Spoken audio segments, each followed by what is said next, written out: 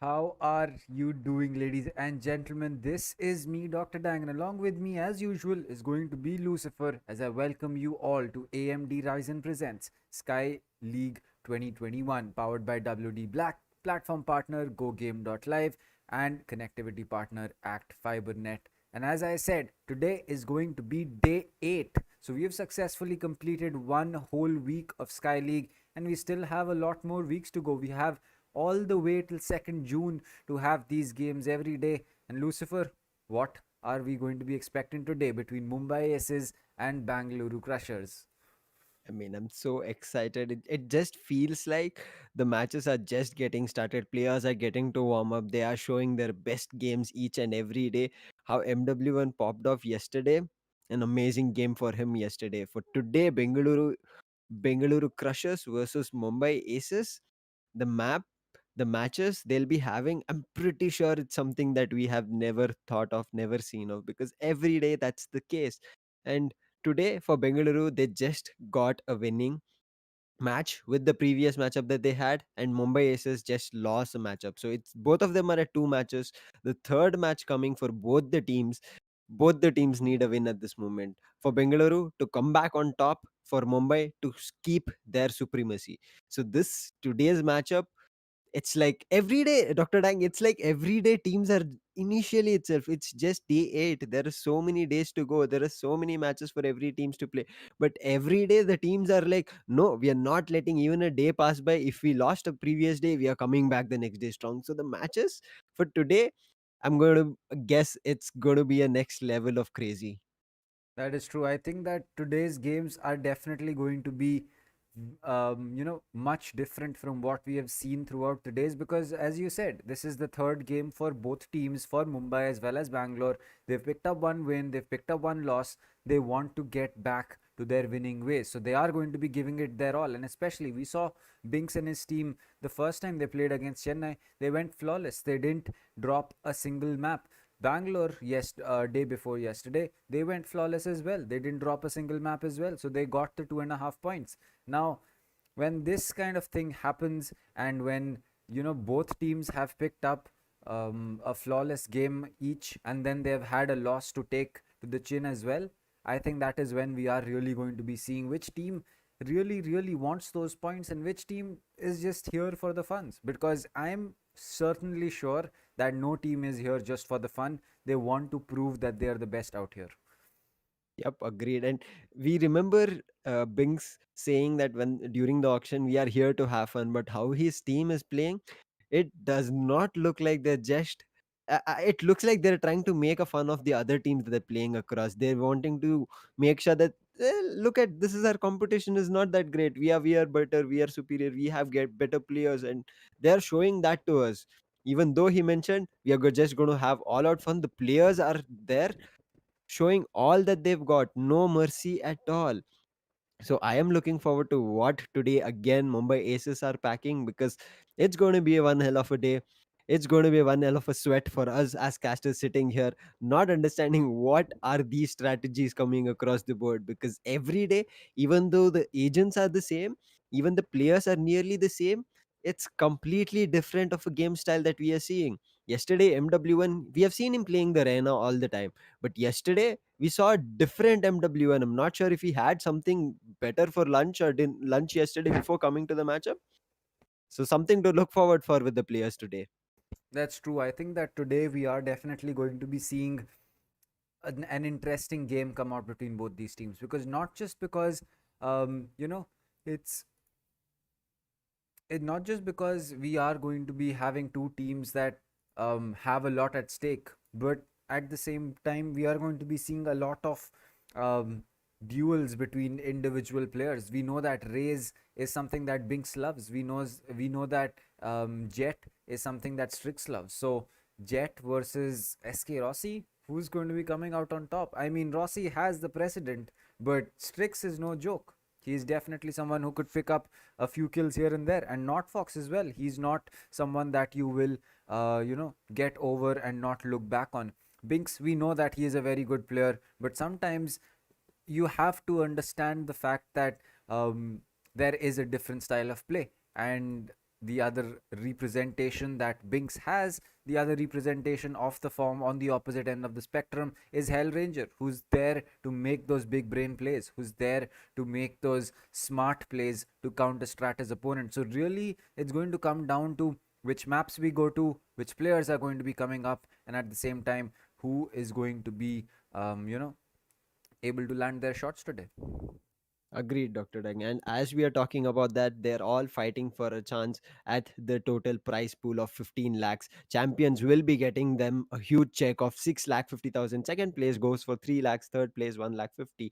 Fourth for 1 lakh. And fifth, sixth, seventh will each be getting 50,000 each. But after this, after getting a champion or second or third placing, there are players also fighting for AMD Ryzen MVP that will back them 50,000 rupees, and WD Black Emerging Player of the Season, he or herself will be getting another 50,000 check in their favor. So looking at this prize pool is something that all teams are also fighting for. It's not just the title, it's not just the bragging rights, it's always about the money. I mean, who does not want to participate in a tournament, and especially this league being India's biggest Valorant tournament with the biggest prize pool? I'm pretty sure everybody is looking out for this, and I'm pretty sure people on the chat, you wished you had opportunity to come here, and I'm pretty sure you will be having an opportunity. So do not forget to subscribe and like, and also follow the Sky Esports Gaming Instagram channel, where you'll be getting all the updates. Exactly, that's true. Make sure that you follow the Instagram of Sky Esports, because that is also where we put up, fun Q and A's where you can ask your question to the influencer or the professional player that you want to.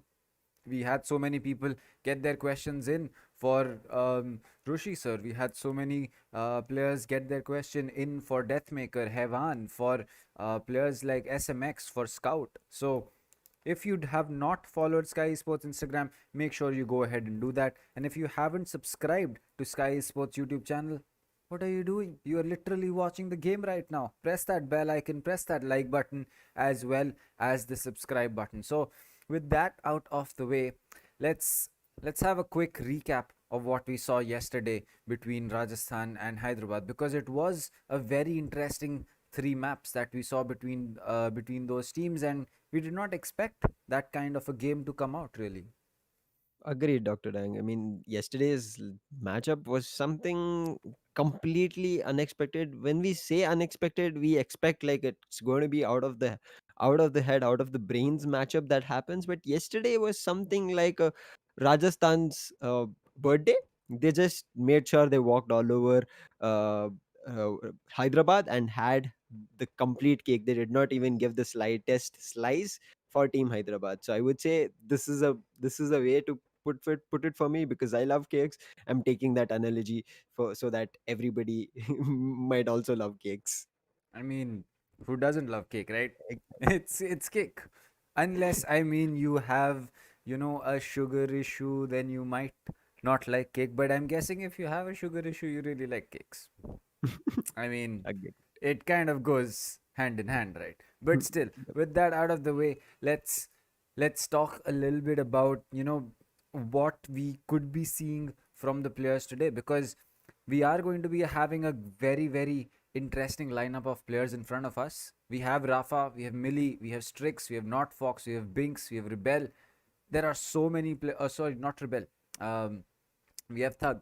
Instead of, and on the other side we have Kappa, Skills, Hellranger, SK Rossi, um, Snacks. There are so many players that we need to look out for on both teams. That how is this going to pan out in today's game? We really can't predict. Yep. Every game we predict, and there's something else happening as we talk about the players. There is the top 5 players: SMX standing strong with 164, Hika with 146, Badman with 141, DM at 137, and Rafa at 126. Rafa is coming back for Mumbai Aces, maybe today again in the lineup, so he has a chance to come back to the top 1 spot. And MW1 yesterday, even though he had a wonderful performance, is just short of one kill from Rafa. He's at 125. So there are players coming in, and SK Rossi as well. SK Rossi and Skills had a fabulous performance where they bagged the bonus round in their favor. So I think they will also be looking forward to make their mark because it is their third match. I think it's high time for them to come and step up on the leaderboard. And maybe after today's match, at the end of the day, we will be again revisiting this. So we should be seeing some changes here because three matchups happening for both the teams is something that there should be something shook here in the top five players. Well, that's true. I agree. I think that for Rafa to really make his way up so far, playing only two games, I think it just goes to show what kind of frag potential this side of Mumbai has. And that is something that Bangalore needs to worry about because yes, they have Rossi, but he's a very different kind of a fragger. He's someone who will really push the boundaries on the kills once he starts getting the op in his hand. So I'm not saying that he can't do it with pistols and with normal rifles, but that is really where Rossi does Rossi things with the op in his hand, with the jet ultimate in his hand as well. So if we are going to be looking at you know raw frag potential across the board, I might say that I would prefer to have Rafa on my team because he can frag even in rounds where he does not have the perfect weapon in his hand, which is sometimes going to be a very expensive buy for someone like Bangalore. Now, yes, when Rossi does pick up the op and he gets going, rifle players are going to be having a tough time taking him out because the op is just a much more powerful weapon than the rifles, which is why it is so expensive. But in the rounds where you cannot have that op, which are usually going to be a lot more in number compared to, you know, rounds where you can afford a rifle in your hand, I would prefer to have someone like Rafa in my team because he is really someone that you can bank on. He's really someone that you do not need to think twice about what you are going to be getting as a player for yourself. And all in all, he's just a great fragger in general. Jet, Raze, Rena, Phoenix, you put him on any op, on any agent, he can do that. Yep, agreed. And as you were talking about SK Rossi, we saw SK Rossi taking a Reina up for himself. So that is something to watch out for. But as we speak about the maps, here is the map veto for today. Home team will be Mumbai Aces and Bengaluru will be the away team. Home team picking the first map as Bind. Away team picking it as Heaven. Ascent is being picked by the home team again. Bind will be started off as attackers by Mumbai Aces, and the attackers in Heaven will be started off by Bengaluru Crushers. Ascent will be played by attackers by Mumbai Aces. Now, this lineup, again, Bengaluru being on the away side, we have seen them working really well. Previous matchup also, they were the away team. They were not the home team. They did play it flawlessly, got themselves a 2.5 bonus point. So something like that can be seen here again. And they have picked their favorite map coming here again, Heaven. So they are super strong on that. Bind, we have seen them fighting well all their guts and glory. Mumbai Aces, we know Binks. A lot of people call the Lamb's position as Bing's position because he holds it super strong. But they are starting on attackers end. So in the first half, if Binks is playing in the lineup today, he should be able to frag a lot because they would want a really good split. Bind is not an attacker favored map. There will be a super huge defense from Team Bengaluru Crushers. They will not let you enter in the side. Simple as that. SK Rossi will be holding down an angle. There will be skill supporting him. If Kappa's in, Kappa's will be ready with his information. If Kappa's not there, there is lightning fast for you to worry about because they are starting on defense. Exactly. Lightning Fast is someone that we have seen that is someone you don't really take lightly on attack or on defense because if you take Lightning Fast lightly on defense, you are going to be falling into the trap that a cipher can make. And when good ciphers really know what they're doing, which Lightning Fast is a very good cipher, he knows exactly what he's doing, then um, things get very difficult for you to push into sight because you don't really have too much wiggle room with yourself. You don't have too much you don't have too many spaces where you can exploit without getting stuck in a trap wire or getting your line of sight cut off with a cipher cage. So playing a good cipher on defense is going to be extremely tough because there is just so much information that he can provide. You really don't even have to give a single call out, and cipher does the job. On attack is really where cipher mains or cipher players show their worth to their team because like an Omen, the Cypher really does not have too much to do except put down his tripwires, throw a few Cypher cages here and there, and put a camp for backstab. And after that, the Cypher is really free to do whatever he wants. And that is really where your Cypher imagination comes in. And lightning fast, he's the kind of player who will lurk throughout the round, even if it means that the execute that happens from his side happens in the last 10 seconds. It doesn't matter as long as he is able to get his team that execute, get that plant down, or to get his successful backstab off, maybe all the way from CT, maybe all the way from the other side of the map. His job's done. If even one single attacker or defender gets snagged in that trapwire, his job's done. If he pings one guy with his spy cam dart, his job's done. And there is so little to do with a Cypher in play. Like, you really just have to do this much to get the role of a Cypher completed. But when you do this much, it goes so much more than just doing this much, because Cypher is going to allow you to play is just going to allow you to play a very, very tactical and a very smart game. And if your Cypher main knows, which Lightning Fast clearly knows what to do, so does Vibhor for that matter. Because these two have to be two of the best ciphers that we can have in our region, Vibhor and Lightning Fast. And when both of them are at the top of their game, you know that you have some problems to deal with. Yep, yep. And we have seen lightning fast. If he's the last man surviving, the opposite team needs to start worrying about if they're even at a 1v5 situation, 1v4 situation. If it's lightning fast, you got to pull up your socks, because if he has his cipher traps, if he has his cyber cage, spy cam available, he's going to be getting a lot of information than you think that he would have being a cipher, because he is very, very sneaky. He is very cheeky with his traps. He is very cheeky with his spy cam. Sometimes it might be right in front of you and you never spotting. He might be looking through you, he might be taking your photo, and he'll be waiting for you to get distracted and take you off guard. And even though you guys have really good attackers, something to watch out for today.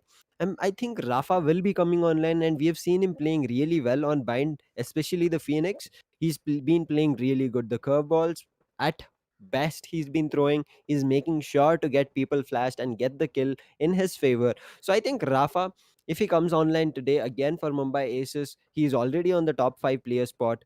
And today again, if he starts getting popped off, they have a good chance, because they will be starting on the attacking end. Mumbai Aces, they need to have a lot of firepower at their end, because Bengaluru are not a team that you can just try and prevent those kind of pushes. Because previously also we saw Bengaluru started off on defense itself, bind, when they played with the when they were the away team again, and they've held their strong composure of the site, and they've not given up a plant completely going through. Even if it went through, as we said earlier, lightning fast would be the person that will be the last man, because you will always be planting at the site where lightning fast would not be there. I mean, if you're trying to push out and plant on a site where there's a sentinel, kudos to you if you manage to take down the sentinel. If you do not, then you have to start worrying about how you can completely take control. Somehow you got the spike planted, but you are not in control of the site. You do not have. I can be assured, if you have the sentinel on the same site as you are planting, it'll be a very bad retake or the post plant situation coming in for you, because the opponent team will have the trap wires or cages which they wouldn't have popped up, and you might be get caught off guard. So something to watch out for Mumbai Aces today. But we have seen both of them performing really well in bind. As of now, I do not have something specifically to say for both the teams to look out for, but I know we have seen bind from both the teams. Defense will be strong from Mumbai Aces, but that's only in the second split. So for them to have a good split on the attackers side, they should make sure they keep popping off and take the control of the map area. That is exactly, that is you know uh unsaid rule about bind, as you can say. Map control is taken very easily on bind, but is retaken equally easily, because there are so many uh as you can say, so many open spaces to exploit on bind. Even if it is on B, where you can say the site is kind of constricted, taking elbow control is very easy for attackers as well as defenders. Once it has been relinquished by whichever side you are facing, it really becomes the fact that bind is a game that will swing like a pendulum, because hookah control in the start of a round can be taken very easily with basically two attacking agents coordinating with either a raise and a rena, or maybe even a breach and a sky, something like this, and you can take hookah control very, very easily.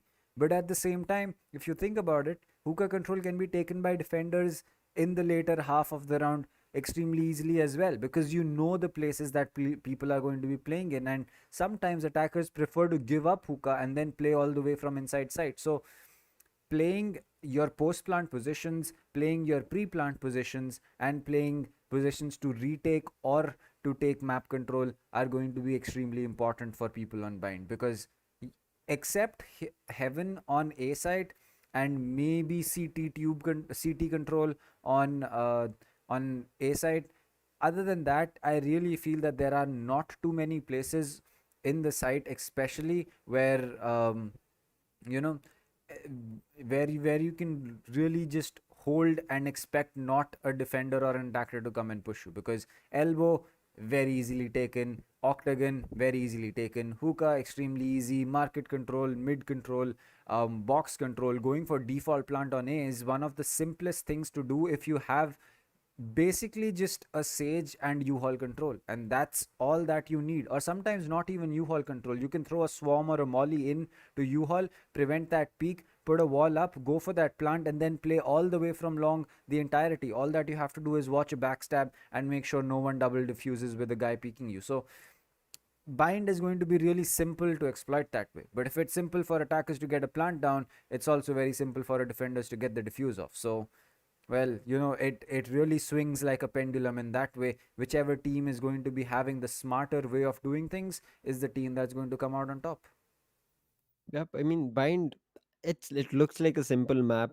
There's not too many places you should worry about, because it's not like there are too many flanks or backstab that somebody can do. If somebody is doing a complete rotate from the attacker spawn to an A area, they're consuming a lot of time. In this time, you would have to capitalize in such a way that the defenders are being taken down one by one. By the time the last person comes to you who is rotating, he should be the last person standing. But if you let him completely rotate from that position, there is a lot of confidence that he himself gains, because he has covered a lot of area. He is sure that nobody is watching here, and he has not given any information, because there was no killjoy turret, killjoy alarm bot, or even a cipher cage or cipher trap. So these things are need to be placed by the attackers when they are moving into a site. Otherwise, we have seen a lot of teams yesterday, especially, even though Rajasthan started off as defenders, you saw what kind of an aggression came in. They did not let, the first half was 12-0 for a defense. I mean, the whole map was 13-0. There is Yeah, nothing else that is left to say after that. if you start so strong in defense, then I'm sorry, my friend, bind can just go out of your hands. So you need to look out for this. You should not let the player who is feeling himself, because today is a new day. We're not sure if somebody just woke up today, he opened a death match, and he all of a sudden, less than a minute or two, he got into 40 kill streak and won the match for himself. So if somebody is feeling himself in that much strong today, it's something for you to worry about, and something to look for, that you don't keep going across and fighting him with raw aim. Because it happens in a day, somebody is really happy, they are so confident, they're like, they tell their team, guys, you can rely on me, I'll make sure I'll get you the entry, I'll make sure I'll get you the frags. Even though if you do not see a jet coming across for SK Rossi might be picking a different agent. He might want some flexibility, because he would like to play realist still, but also have that power, because we have seen that in Reina. Once Reina goes Empress, she is the hunter. She will go for, even though Sova is the hunter looking for information, Empress is the next level thing that will happen. She will come for you. She will take you down. That red blip on her screen. Good night, my friend. If you manage to shut down Reina at that point, it works out well for you. So any agent in this map can work, because versatility is still there for all the agents. It's not like all the agents are limited. Viper can also be used. It's just how you use the agents very well. We can see a breach here. A lot of people do not use breach as of now in bind, but it can come. It's just about what the player feels comfortable for that day, and what kind of an agent he or she chooses. So I'm looking forward to what kind. Maybe I'm looking forward of more of SK Ross's Reina coming across, because he was dominant, and skills with that race, I think skills will be the race today, and Kappa can come in, as you were talking, Dr. Dang. I know. I think that Kappa coming in is going to make things very interesting and make things very hard for the side of Mumbai, because the second that you have, uh, the second that you have a Sova on your team that knows even 10% Sova, like if you put me on Sova, I know zero, so I'm not going to be able to do anything. Probably what max I'll do is shoot a random recon. Maybe it works, maybe it doesn't. But the second someone knows even 10% of what to do with Sova, you can really see the difference in getting the spike down, playing the diffuse, whatever you do with respect to a certain part of the map that you can isolate. For example, if you know Tetris, right? It's on A site, the triple boxes that are stacked up.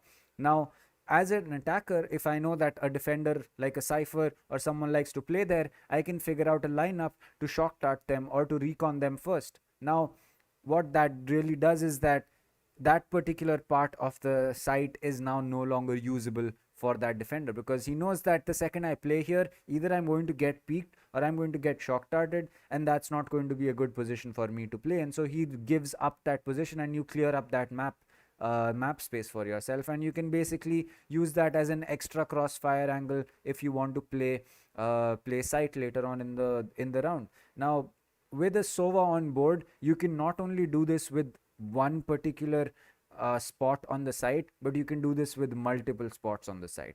With Viper, the problem is, or rather, not really the problem, but the way that Viper works is that she can cut down that one particular aspect of the site. Maybe you use, maybe you use a poison cloud for it. Maybe you use your snake bite for it. Maybe you use your Viper wall to cut out that part of the map from the other side of the site. But with a Sova, you can use your recon for any single side that you want, because the flexibility that you have with the Sova is not there with the Viper. And a Sova, as you know, can play solo. So, well, that's just an added benefit. And when you have someone like Kappa on Sova, at that point, do you really want me to explain what happens? Because we've seen it.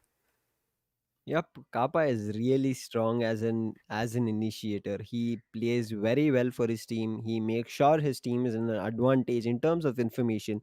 We have seen him playing really well with his teammates.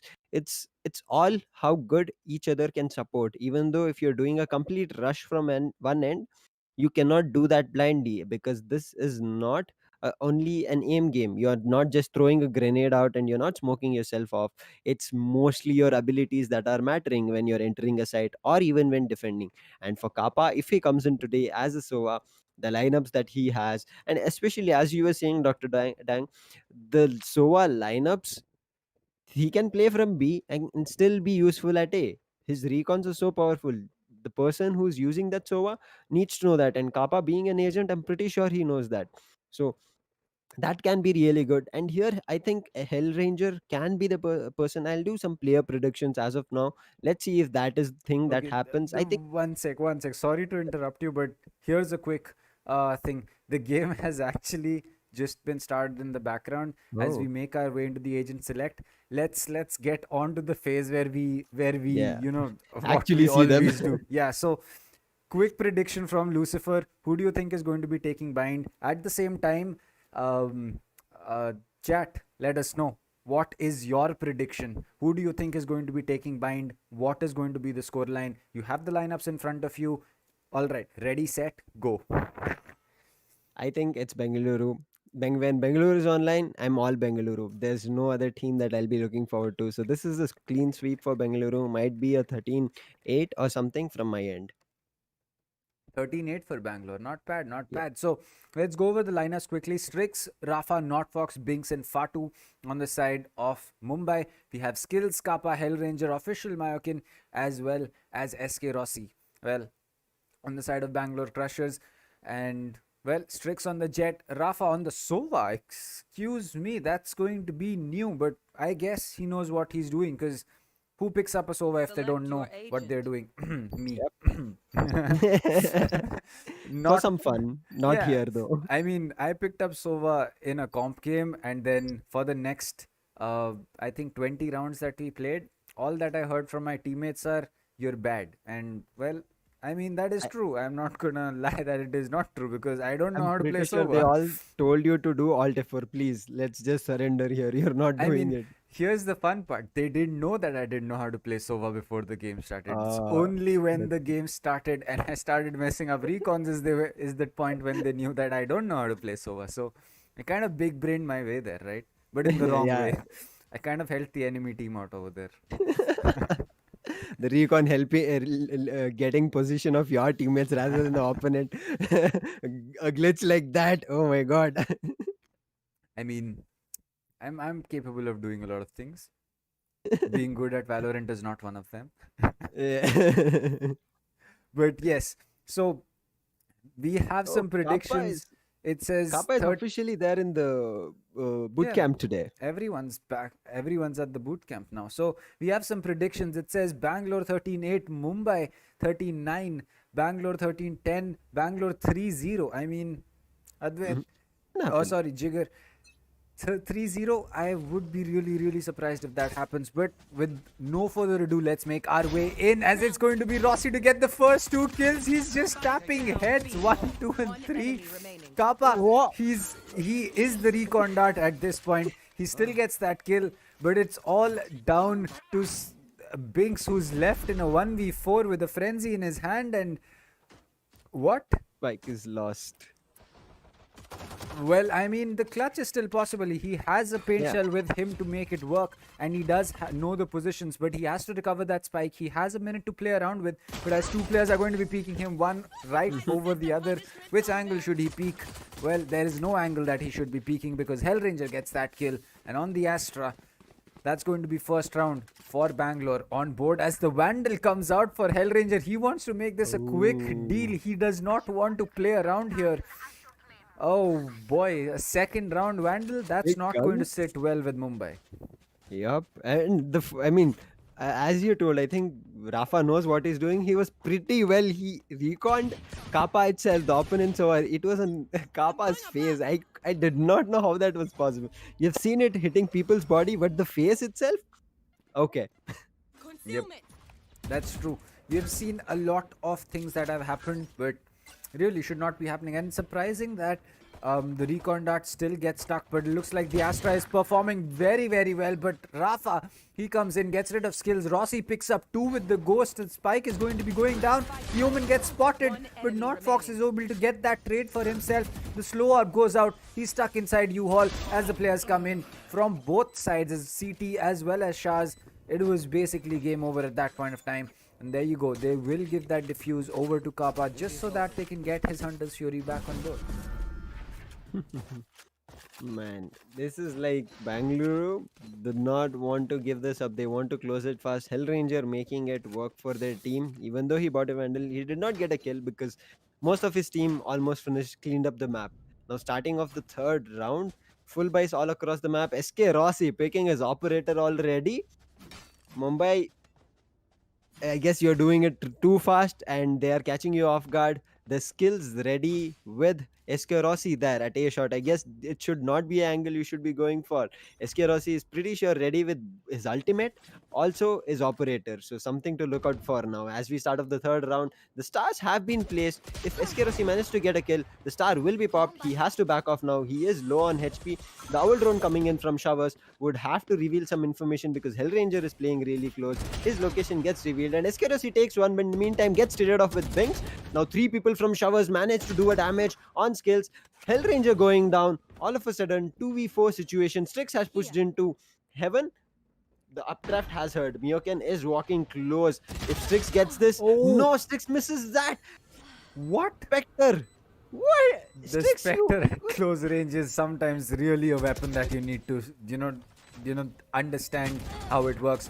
But right now it looks like official Marken picks up one, but has to go in for that reload. Does not check the number of bullets he has, and as he's going to do that, Kappa gets Binks, but Binks gets Kappa in the paint shell, or rather with the paint shell, as Rafa picks up that op for Strix. It was a bonus round for Team Bengaluru, so no harm, no foul for them. They did manage to do some damage. Only last man surviving with the rifle. So creds are almost same for both the teams now. Whoever wins will be happy with their creds. The other team would have to go for an eco, not needed eco, and especially being the attackers, Mumbai Aces need to make a comeback. Strix should not have missed that shot. Now walking into this fourth round, both the teams are on an equal upset. Whoever loses will not work out better. Official Miyoken, what a wall this is. You're preventing anybody to push close from that angle, and you're pretty sure you will get an angle that closing showers so well. A new wall that I'm seeing, something that I will be using. Now the recon bolt goes out from Kappa to give any information. Not from Kappa, I'm sorry. It was revealed Rafa and no information given yet. Binks is looking forward to taking over his Binks position, which he really loves. Fato is playing close to Showers, but there is also Miyoken watching. One way smoke coming in from Hell Ranger to prevent any further push. This would have to make a rotate because they have known like 3 to 4 utilities being dropped at A. There might be many players watching this position. Now uh, Kappa puts his recon, no information given, not Fox playing very close to that hookah angle, a slow rotate coming towards B. Kappa is the only man standing, read it very well. The defender is also coming through. The smoke delays any kind of push and gives the team to make a complete hold of B side. Now, there's not much time, 30 sides left, 30 seconds. They would have to make this execution. Owl drone coming, no location revealed. I might be only one. And Rossi clean head off the board, but Strix taking one more for himself, brings pushes into, goes to Hellranger. Hellranger is gone, skills goes down, not Fox taking one for himself. Kappa from that elbow takes one, takes two, but not Fox closing it off. Kappa was the last man standing, a much needed round for the attackers, closing it equal to 2. Now team Bengaluru need to go for a eco now. A very well executed round, even though they were close on the clock, they were superior on the aim. Yep, that's true. I think that for Mumbai, getting these 2 rounds back is going to mean a lot, because not just is this going to make sure that they are at equal terms with Bangalore going in, they've forced Bangalore onto an eco.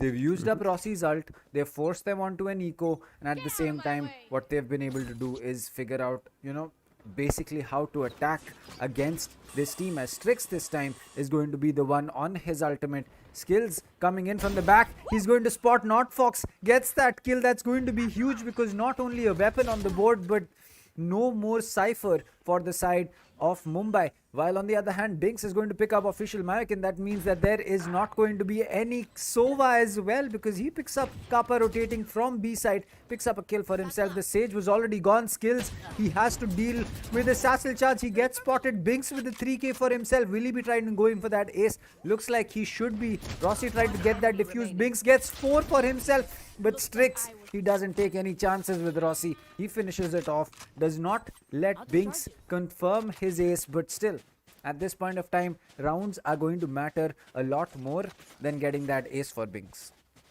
Yep. It was, it was much needed. If Binks would have come across, Rossi was there. We know if he had a rifle in his hand, he would be superior, but he also had a sheriff. So, could not say, but it was a good call. It's a team game. They needed the round. And now full buys coming all across the board. A much needed round for Bengaluru to take back. Otherwise, they will be forced to another eco and they will be pushed back 5 rounds. A 2 points lead, 3 point leads is not what Bengaluru is looking for today. It should not be something if they want to continue their winning streak. Now Rafa has spotted someone and will go for his ultimate. Binks, look at his position. He takes down Eskerasi operator, already down 5,000 crits, gone down the drain. Now paint shells coming to the backside. Miyoken is already there. Would have to slowly play this, but goes down to the paint shells again. Binks playing so strong already. The ultimate goes out from neural threat. Locations are revealed. Binks with his Shashil. He also has his ultimate ready. If he decides to pop it, he can do things. Not Fox doing some damage, but Kappa also taking one for himself. It's 2v4 situation. Not a good retake. Skills would have to push through. It's a good call to go for a save now. Otherwise, it will be really difficult for Bangalore walking into the 6th round. That's true. At this 7th point, round. yeah, at this point, they really need to save that up for themselves. As I said, one of the reasons that or rather they don't have that op on them, I believe it has been picked up by a player of Mumbai. So well, that's just going to be too bad, because now they do not have, they've dropped that op twice. They've used up Rossi's ult once, and basically they're not having such a great time. But it looks like Skills is going to be able to pick up one onto Binks, who's just trying to figure out if these players are going to be hiding in showers, and indeed they are. But again, an eco coming in from the side of Bangalore, and that is not going to be good because that's just going to allow this side of Mumbai to further their lead. And as rounds start piling up for them on bind on attack, it's just going to be becoming that much more difficult for Bangalore Yes. when they eventually come in with that split. Yep, they do have the ultimate of Sova and Race, so need to play it very well. And this is a full buy coming in. If they don't play it really well, they will go down. Now, Bings managed to spray across again. His paint shell comes only 9 HP with Mioken, but look at this judge. Two people already gone down. Strix managed to take Mioken, who was only at 9 HP from the B long angle. Eskerosi has a gun for himself. He will take it, but Rafa is there to shut him down. Now Kappa coming in with a TP will take a rifle for himself. It is a 3v3 situation. Kappa denying the plant coming across and managed to take the planter as well. Fatu goes down with that ultimate. What is happening? Well, It that's was going a to. good side takeover. That was a very good sight, but at this point of time, it looks like it's advantage Bangalore right now because as Kappa as well as as well as the Rays are going to be coming in from Hookah, it's going to become very difficult as Rafa falls. Hellranger finishes with the last kill for himself onto Strix. So some redemption for the side of Bangalore, but it really came down to the wire. Mumbai, they had a good side to execute, but after that, kind of things fell across. Like especially Rossi here picking up that phantom for himself, pushing long, and Rafa getting that kill on him really put a dent into what Bangalore was trying to do. But they were able to lock it out at the end of the day, so it's fine. Yep, and Hellranger, I really liked that gravity well he placed. Strix was trying to help his teammate over there, Rafa, but because of that gravity well, Strix was all thrown across the board. He did not know what to do, and he had to take a dash, because of which he came into the crossfire of three people looking towards the CT. And unfortunately, Bangalore went down, but it is inching closer because this is much needed for Bangalore, because going to attack, it will not be easy. We have seen Mumbai Aces having a strong defense, especially Bings playing on his Bing position. So maybe something to worry about, and they would want to close as many as rounds in this first half. So Hellranger here going out into showers. Will he spot anybody? Is that a dissipate or a complete nebula? It is a complete nebula, and if somebody tries to push through it, Hellranger might be looking for them, but it's Hellranger holding down the site alone. But Mioken, a very good position, can pop off heads if somebody comes across. If nobody watches this, it is a really good wall. I've seen this working out, but there seems to be a shower execution coming. Strix and Fatu already have pushed in along with Not Fox, so this can happen. There's no trap wires, it's only Hellranger holding it here, so an execute can happen. Strix has gone inside, but Iskerossi has come back to support. Now there's a camera also deployed from Not Fox, but Hellranger from that lamps takes one. Paint shells come across, he would have to go back. His location is now revealed. Bings is coming for him, not letting him go away with the kill. He is close. He will try to manage close. No! Bings goes down there. Just check corners at that point of time. Bings, but Rafa with 1, 2, and 3, he gets every single person before Mayokin comes in to get a trade. Fatu gets one, but before he can jump into the TP, it's going to be Kappa connecting with his head, and Fatu falls. That was a close round. That round should not have gone so close as it went, and it is really as you can say, interesting to say the least, that Rafa just came in out of nowhere with that Sova and picked up 3 kills and completely opened up Yup. the side of Bangalore. Like, had official Mayakin not been there, it would have been a surprising victory of a round for Mumbai. But there you go. That is really where this side of Bangalore is very strong, as Mayakin picks up one but will fall to Fatu. It's going to put us at equal footing as we make our way back into the later, or rather the mid stage of the round. I mean, yes, taking one in advantage, but Fatu is still low. He gets spotted out. Not Fox receives some spray to himself.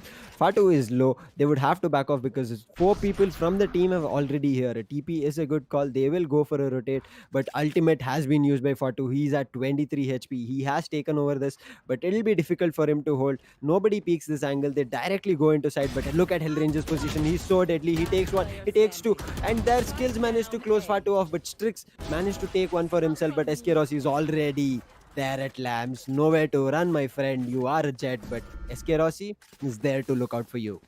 I mean, it's surprising that the Cypher as well as Rafa did not check this corner, because that Yeah. is a very obvious corner for any Sage or Cypher to sit in, because usually they don't have too much utility that is active and needs to be used around site. So that is a pretty safe spot where people sit, and not checking that corner was a big oversight from the side of Mumbai. And I really think that had they done that and they double teamed the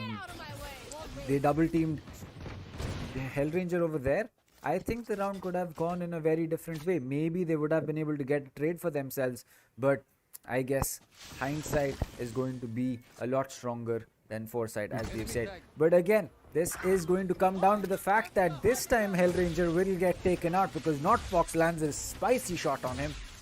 Rossi with the Vandal is going to pick up Binks, but it's going to be all eyes on Strix as he looks to make his way in. He's going to miss so many Storm Blades as he gets taken out by Kappa, and that's a big oof, because he had the chance to turn this round in his team's favor, but it looks like they will probably have to wait till the next round to do that. Yep, and NotFox is not very healthy. He would have to go down with only one bullet. But here Rafa has been spotted. He will try to do some damage, but no. Now NotFox takes two people, a collat with only 11 HP remaining. Are you kidding? It's all of a sudden two, and we've seen a lot of ciphers doing this. HP does not matter at a point. They try to manage, but the spike is lost at Octagon, and two people are already holding crossways. Again, you can see two different positions and manage to close him down. He will run nowhere. So low HP and collat dink, especially on the Sheriff, NotFox. Well, Hello? I mean, it really just goes to show you that it's not the aim is not the reason that someone is a duelist. That's something that people need to understand right out of the bat. You may have very good aim, but you just don't think like a duelist. And NotFox is one of those players. He doesn't play the duelist because he doesn't think like a duelist. But his aim, Exactly. it's going to be just as spicy as one of the best, as some of the best Rena or Raze mains that you may find. Yeah, Similarly, Binks has very good aim, but he thinks like a duelist, which is why he plays the duelist. So it's not really something that you need to say that, oh, he has good aim, which is why he plays the duelist. No, aim is only part of the story. How you think and play that agent is the other half. As Rossi, well, he is just the aim god that we know he is, as he's going to pick up 2 kills. NotFox falls, so does Binks. Is there going to be a third on the board? Looks like no, he's going to miss his shot. Fatu gets that kill. Strix gets one more, and suddenly it looks like a 1v3 might just be possible, but no. Skills, he's like, no, here's my Vandal, and there's your head. Here's my left click, and you can sit and watch the rest of the game proceed, as we have said that. So another round on board for Bangalore, a good and a much needed round, and this is just going left, right and center. The last round in the split has come up, and I think that this is still going to be a game that Mumbai has the last laugh in. Maybe they have their full buys. Not full buys, they have kind of a mixed buys. Not good in terms of cred. So a couple of specters are being seen. What do you think, chat? Who will win? Do start spamming across in the chat. Who do you think will be the winner? Now, as we see, a hookah push has come across. No information given for any of those teams. They will start backing off. They have realized a complete A rush might be coming in, but Kappa is the only man holding this location. Binks does manage his satchel and moves into the lamp safely without any damage. Kappa's location is revealed. They will try to take him down, but he is going in as much as safe possible. He will wait for his team. There are two ultimates available. SK Rossi has popped his ultimate already, and there are two ultimates from Raze and Cypher to reveal location, but somebody has to go down. The Cosmic Divide has come through for team Bengaluru. They will use their Nova Pulse. They did manage to blind Strix managed. SK Rossi takes down, but Binks takes down there. SK Rossi takes 2 for himself, but NotFox will close him out. But Kappa is taking 2 for himself. The last man standing, NotFox, will use his ultimate to reveal the position, but no luck. They have got the defuse completely through. NotFox unable to do anything. The revive in the last round, not making much matters, but will be used. And what a wonderful execution coming in. Wow. That is The true. That ultimate. was that cosmic divide right there. That is the reason that Hellranger is considered the big brain player. Like, Look at that. It was right at the edge of the spike. Now, usually you would say that, oh, that's a very bad wall because the second that someone peeks, you are going to get taken out. You are very close to the wall. There is no cover. But here's the thing, there was cover from Kappa, which is exactly what was needed for that wall to work. Now, a wall may be bad in one situation, but it will be very, very good in a different one. And the same wall can be done used in two different ways. Like if there was no kappa, that would have been a very bad wall because for the Hmm. diffuser, it would really have been that he has zero. He has basically zero. What do you? I forget that word. Zero. Um, ge- information as to when someone's going to peak, but right now it's really coming down to Rossi. We'll talk about that later. But Rossi getting that first frag again in this round. Skills coming in. He's going to pick up one more mark and gets one for himself as well. And suddenly it's down to Binks as well as Not Fox. Not Fox gets one for himself. Rossi is going to quick peek and put an end to him. And Rossi is going to get a 3k for him as well. And Binks is going to fall. The pistol going in the favor of Bangalore. And that's not something that Mumbai would have wanted. Nope. And you see that Astra completely not. I mean, Team Mumbai are unable to read what kind of stars are coming across. How are they blocking the vision? The stars, Hellranger using Astra here is wonderfully working for Bengaluru. It is a complete disadvantage and disadvantage for Mumbai. If you see, Bing's position was completely shut down from that cover. He could not do anything. He was standing strong with his paint shell, but no use. Now it's a comfortable bonus round coming in for Bengaluru. They will go for the Spectres, but there is a shorty with Strix. If he gets people at close range, he can manage to get two people across with those two bullets. But it is difficult. It is not so easy. He does manage to get one. He will back off immediately. There are no bullets left, but SK Rossi and official Mioken will come in, take two people down. Now it's back to a 3v3 advantage. And as I speak, Hellranger managed to take one down there. Now, Hellranger with this lurk, waiting for people to take them down, is wonderful. Closes the round. No plant coming across, but the round is comfortably in the favor of Bengaluru. I agree. I think that the importance of having an Astra as your controller is the fact that you really don't have to be anywhere close to your team to make it work. Like with Omen, you can use his smokes from pretty much anywhere you are lurking. But the second you need to use your flash, you need to be right next to your Yep. right next to your team.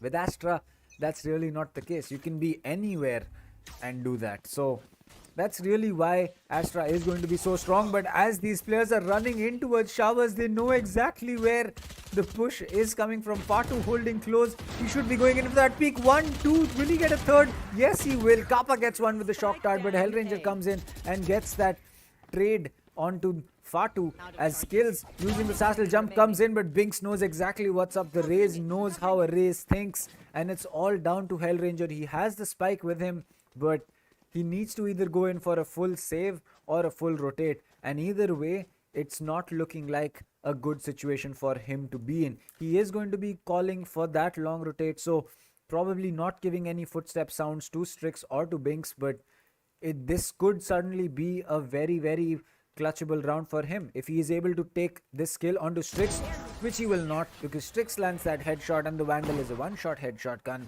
It's going to be the end of a round for Bangalore. But if that kill had come in, I think it should have been a very clutchable round for the side of Hellranger. Yep. He would have taken it to a 1v2 situation, and we know he's comfortable with it. He had already come into close to the B side, so if Strix would have gone down there, a good round. But it was a bonus round. A buys will come across for the Bengaluru, and SK Rossi will have his ultimate available. The thing that happened there was everybody was going to help SK Rossi get his ultimate. He did not buy a gun in that round, and I think Fatu going so close completely worked out for in the favor of Mumbai, not the other way around. Now they're not going for their same mistake. They went for a direct recon, and SK Roshi is completely pushing into side. He managed to take one in close, and Binks is now knows that SK Rossi is in. It will be difficult to fight him. Now SK Rossi is completely taken so much area of the map. Look at his position. He has left Kappa to come in, but Binks managed to take him down immediately. Now again, SK Rossi is the only person inside the side. Rafa will send his owl drone for information. SK Rossi's location will be revealed. He would have to back off, but no, he is not. He is Oh, getting support. what? What? Rafa there immediately he turned around. Skills missed those shots, but SK Rossi not missing any of those heads. He takes one down for himself, getting complete support from Hellranger with those nebulas is working out. so much time. You let SK Rossi be in A. Guys, that was too damaging for you. You should have pushed him back, but now Strix is at a backstab coming in slowly. Hellranger is looking for this information, but he has to come back to support his team. If he does not, this could not go well. But Mioken has the ultimate available, should try to rev Kappa, and Kappa is rev. Location is revealed. One goes down. The last, no, last two people surviving. SKRC still has his blade all available, but goes down to Fox. With now the Fox last man surviving. He has the rifle. He is a Cypher. We have seen Cypher plays. Will he be the outsmart Cypher here? Well, he is stuck in a rock and a hard place. He does not really have anything, and as the gravity well gets popped, he will still get that kill. He gets the second. No, he will not, as he was vulnerable right after that gravity well. Hellranger did not really even have to land that headshot to get that round for his team, and but there you go, he did land it. He did get the round for his team. And as I said again and again, you need to make sure that you know exactly what this duo of Rossi as well as Hellranger are up to, because if you don't, things are going to be extremely difficult for you. And Yep. that is exactly what we are seeing with Mumbai right now. They're not able to understand how to take down these two players. I mean, look at Hellranger. He's 12 and 7. That's a very normal score. But if you look at the number of times he has had his presence being felt in rounds, then you can say that Yeah. that score is not reminiscent of what his skill as well as his presence in the game is about. And that is exactly where a controller comes in, and that is exactly where Hellranger's genius comes in, because the man is able to play. Rafa, just go in for that shot. You were so close to Rossi's head. He's going to spot Skill's head, gets that kill, as he is going to be stuck right next to I believe a smoke, as he is going to ping too, and he gets Rossi through the smoke, or rather through the box.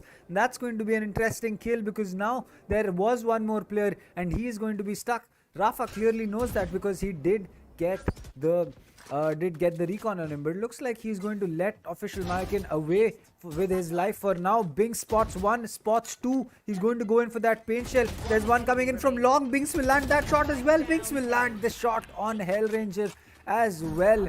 Is Rafa and Binks are going to be the two people to put an end to the side of to the side of Bangalore for this round. And well, what can we really say? That the rounds where Rafa, or actually the entire side of Mumbai, is allowed to play properly, they do get that round for themselves. It's just that sometimes the side of Bangalore, they just big brain their way out of it so much that you don't get to understand what is really happening.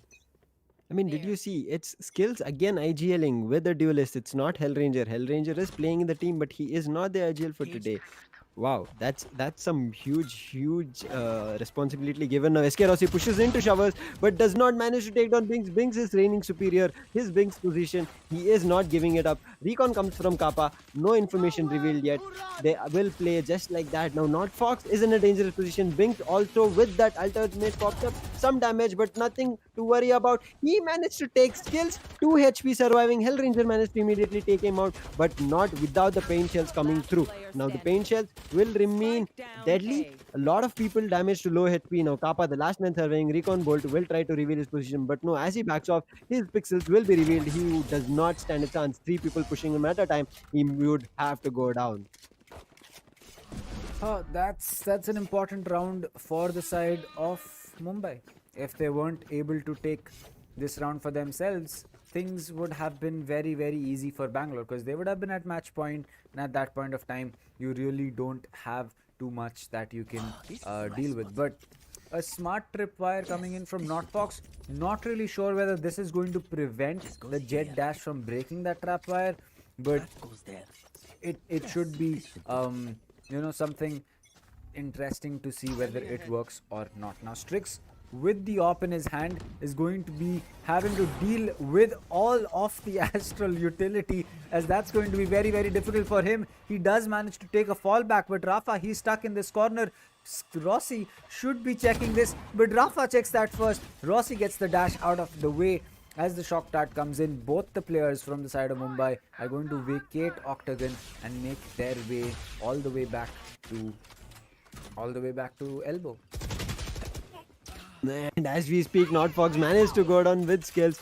This coming across, so and his ultimate is popped, but Strix, what? An opposite shot coming in, and now again he will go for another one. But SK Rossi with his Vandal will take him down. But Bings, look at his position. He takes one down. Ultimate popped. He will try to look for information. He will throw it at Lamps. He spots Kappa out, but does not manage to land the shot. Kappa is so low. He will try to get himself healed, but he takes two before he goes down. Rafa takes one. Last man surviving. Rafa is pushing Lamps. Mioken is there ready and managed to put the last bullet. Hellranger was far away. He was running to help Mioken. If Mioken died there, I'm pretty sure Rafa would be happy because he was on an advantage. He would have heard those jump steps coming through for him.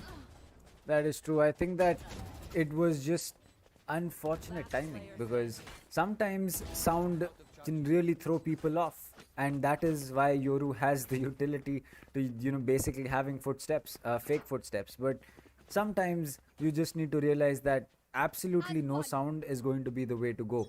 And right now, it was the latter that should have been used. But Bangalore at match point, I think that we can safely say that 13-8, 13-7 or something like that should be a suitable score as to where Bangalore would want to end things. But Rossi falling off with Strix getting that kill is going to make matters a little bit difficult for Bangalore. They will have to know, or rather have to figure out that how are they going to be breaching this armor of Mumbai without their spearhead. Now they do have skills, and we have seen that when Rossi falls off early, Skills is someone that can really pick things up. But it looks like Skills will fall as well. So did Hellranger. Not Fox gets taken out by Mayakin, but Mayakin falls too far too on the Omen. Kappa tries to go in for a plant, but he's in a 1v4. The wall breaks. So does his head, because Strix connects with a headshot all the way from heaven. And Mumbai survive for a round more. Yep, it is a complete fight that is coming across. Buys coming all across the board. They're trying their best every round, but now they've managed to push Bengaluru. I guess for an eco, they have some amount of leads. They can go for a Spectre if they want to force it, but they are so close to match point. So giving away a round again with going for a force buy is not a good call. So they will go for a save. They also have a res available, which most probably they'll be using it for the next round. Now, it might be going for a 12-9, and I'm pretty sure they will be trying to close it out at that 13-9 position.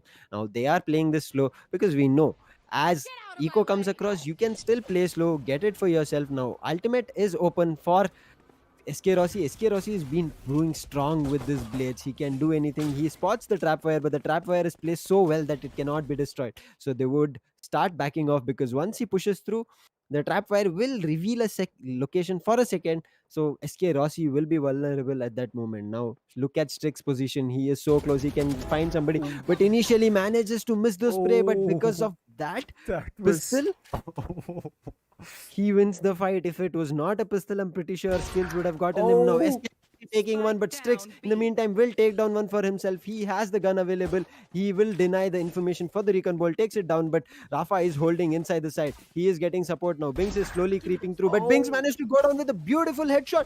Now inside those wood towers is playing. I'm not sure what's going to happen. Rafa will take one for himself. Hellranger playing slow close to the side. It's a 2v2. But SK Rossi misses his plate. No plan coming across easily for him. Hellranger managing to trade him out. Last man standing far too. The TP would have to come across, but no. What a close eco round working in the favor. I think if Hellranger would have played that in the side, Fatu would have gotten spotted by Hellranger, and we know Hellranger would have taken them. But it's no harm done at this moment. It was an eco round. They did a lot of damage, a lot to team Mumbai. So now Bengaluru will be trying to close this off 13-9. I don't think they'll be trying to take this any more further. Two ultimates, a cosmic divide, and a revive available. So they will be playing very well. Close game can happen here, but Mumbai is still strong. I think that it will really come down to whether Strix is able to use that op in the right way or not. And by the right way, I mean that is he able to get an initial pick with that op? Because if he gets taken out early or he is not able to get that first pick for himself, then it's going to be it's going to be something that you will have to see whether it works or not. The Cosmic Divide is ready because we can see Hellranger in his astral form is ready for that, and that is exactly what will be happening. Binks has been cut off. He does not know exactly what is happening towards TP, nor does not Fox know. Skills, he's going to go in for that sassel jump. He's going to drop that paint shell for himself. The spike is down. This is a very, very smart execute. Binks does not have any clue as to how the spike has just gone down. He has to use his boom bot. He knows that there is someone there, but does he know that there is anyone on top of the box? Skills is going to be right there. As he peeks Binks, he's going to get taken out. Half the timer, I believe, on the spike has been dissipated, but not Fox gets two. He suddenly put Mumbai back into this round. Hellranger gets rid of him. Mayokin as well as Kappa are going to play this from the back. They know that there is the Hunter's Fury, or no, there is the Hunter's Fury on Kappa to play. The diffuse is going to be coming in, but the revive has been popped. SK Rossi is back on his feet. The spike carrier cannot be used because the Hunter's Fury was out, and Fatu gets one kill, but the spike is going to be exploding as it's going to be around that, or rather a map that is going to be taken by Bangalore. And what a game coming in. Mayokin, Kappa, Hellranger, Skills and SK Rossi, these are your winners for map 1 on day 8 on Bind. As we will be making our way to Haven, things are only going to get more and more spicy from here. Yep, agreed. What a wonderful game coming in from Bengaluru. I mean, that last round, that Cosmic Divide, the plant coming across a 5v5 from both the side. And see, Myoken had an ultimate. If Myoken would have gone for a peak, would have gone down, and then Kappa would be there in a very difficult position. He would be the last man surviving. If somebody gets a kill, they will be very soon trying to push for more and more map area so that they can get those opponents and get the spike defuse. But because Mioken backed out there at the right moment, the call coming from the team, just back off, go revive somebody, did work out really well. If that did not happen, it would have been another round. Very close situation for Mumbai to take it, but Bangalore do not want to go far. They closed it 39. It was very close to what I predicted. 13-8 is what is said. 39, Bangalore in the favor. Bangalore going strong here. Tapa coming in, as you said, Dr. Dang, it will be something to look out for. His recons, his information is something you guys would have to worry about. The shock touch coming across, pushing any kind of uh, rush coming in. When the plant was about to come in, they could have rushed into through the Cosmic Divide to deny the planter, right? But that did not was the position. They were all supporting the planter so that the plant would come across easily back off because they had two ultimates available. A Rev also there, also the Hunter's Fury available with Kappa. A comfortable positioning hold for them. Even though Kappa did go down, he managed to get three of his Hunter's Furies through to deny that plant. I mean, I, denied the defuse. I mean, for this map of Bind, this was surprisingly a as you can say um, a very, as you can say, a tame map for Kappa this time. Like, we saw Kappa do things with the Sova that we expect him to do, like that Hunter's Fury kill, preventing this diffuse with his Hunter's Fury, getting some of the recons, getting the shock dart kills that we see. But compared to what we usually see from him, this was not one of his best performances. But at the same time, I feel that if Bangalore were able to get along with not having Kappa for his best performance, then what is going to be happening when he really is going to be having a better performance coming in? And like, with this map, you can really say that having Rossi as your spearhead, and having Skills as your Swiss Army knife, because Skills can really do everything. Like, he can play that duelist, he can play the support duelist, because with Rossi in your team, even though he has picked up that raise, he was not really entry fragging. It was Rossi who was trying to make that entry. It was really Rossi who was trying to get into the initial phases of the map. So I really think that with a player like Skills on your team, you can afford to pick up an agent like Astra, because you now know that though he's playing that raise, but I know for a fact that he's not going to be dead in the first 10 seconds of a round. So yes, we can trust him to help our team out for things that we need to do. And after that, you put a player like Hellranger's aim and his brain onto an agent like Astra, and well, then you can just see what really happened in the last round. The wall came in. Skills was told that you just have to sit on top of this box. Don't move from there.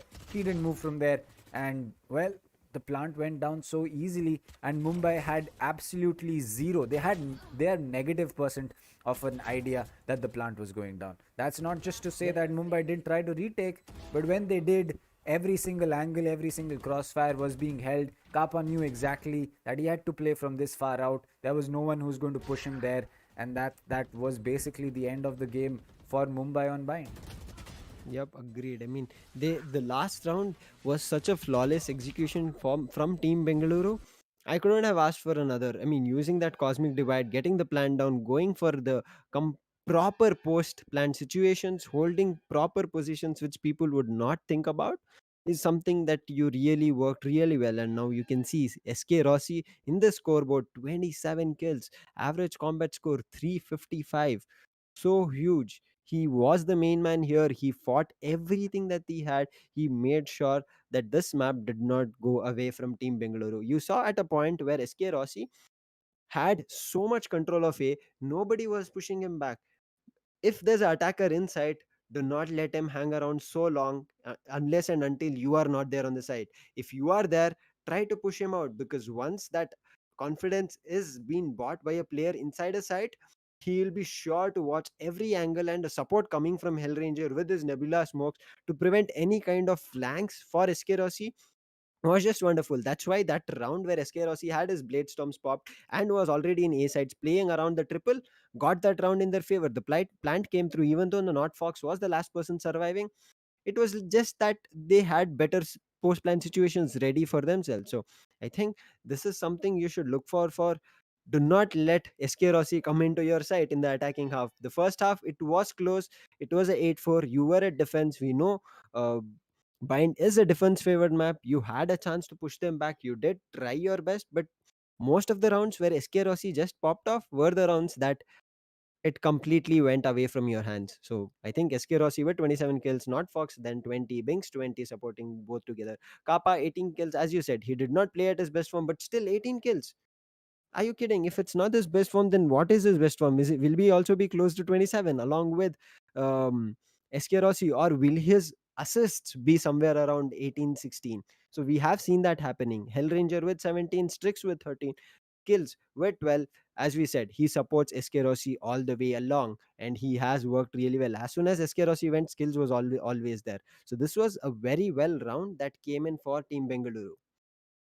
Exactly. That was a very, very good round coming in from, or rather, a very good map coming in from Bangalore, because it really didn't seem like the game was ever running away from their hands. It always felt like, oh, maybe they kind of lost the plot here, but then the next few rounds they come back stronger. They pick up 3 rounds, 4 rounds in a row, and then they put Mumbai in the same position as they were before, where again he's stuck. Mumbai is stuck with either an eco, or Mumbai is stuck trying to figure out what they need to do uh, to get either an op out of the hand of Rossi, or maybe figure some other way to get Rossi off the board. And when they do get Rossi off the board, it comes down to skills. Now, how do we take out skills? And by the time they figure out how to take these players down one by one, Bangalore just pushes in as a team, and they pick up their frags and they pick up their refrags,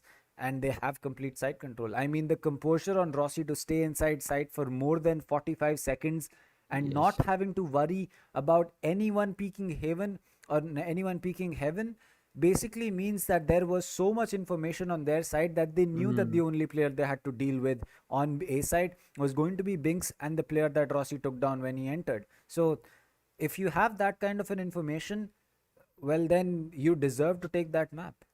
Yep, agreed. And now for tomorrow, we will have Rajasthan and Chennai at 2 p.m. Don't forget to come back tomorrow. Again, it'll be another crazy lineup coming.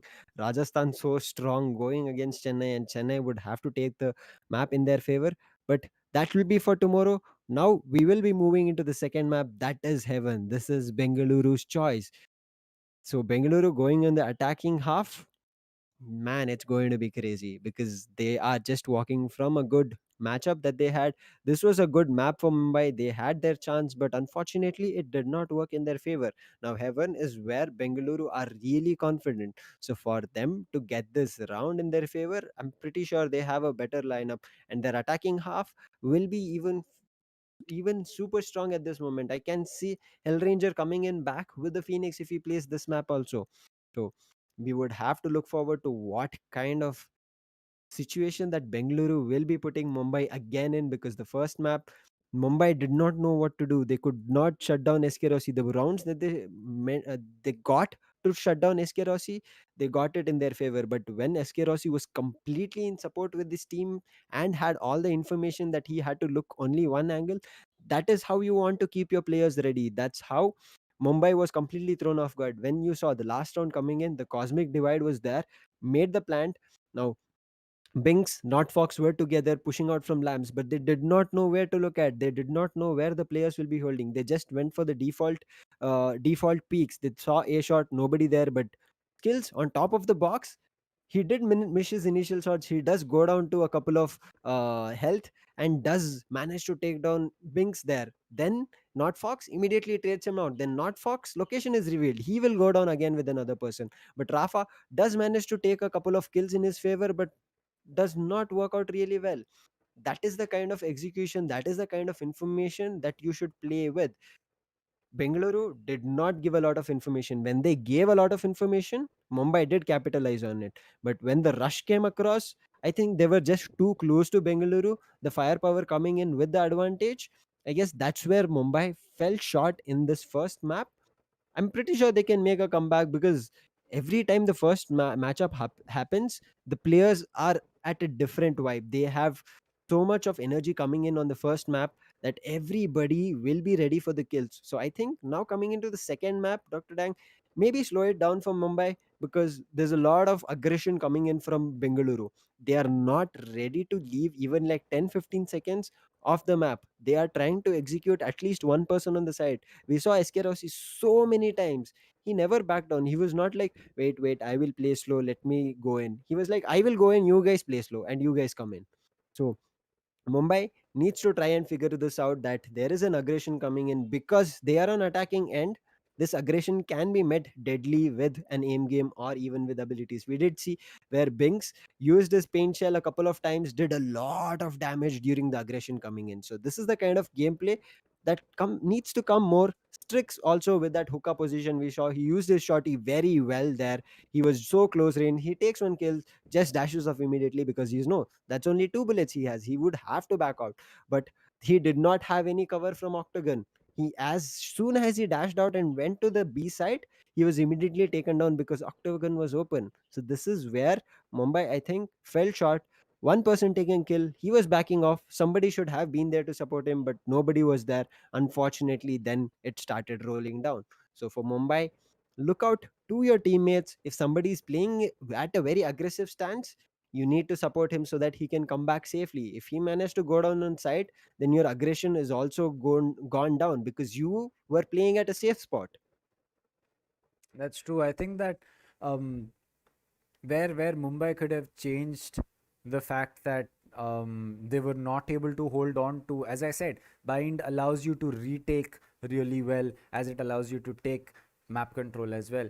Mumbai didn't have that retake presence as much as Bangalore did, because when Bangalore wanted to retake, they would push two people through the TP from A, force the players outside in or rather inside hookah to either fall back into sight and then get caught off guard from a different angle, or were forced basically to fight the players coming in. And when that happened, it was utility versus utility, and at that point of time, it was either Mumbai sometimes and it was sometimes Bangalore.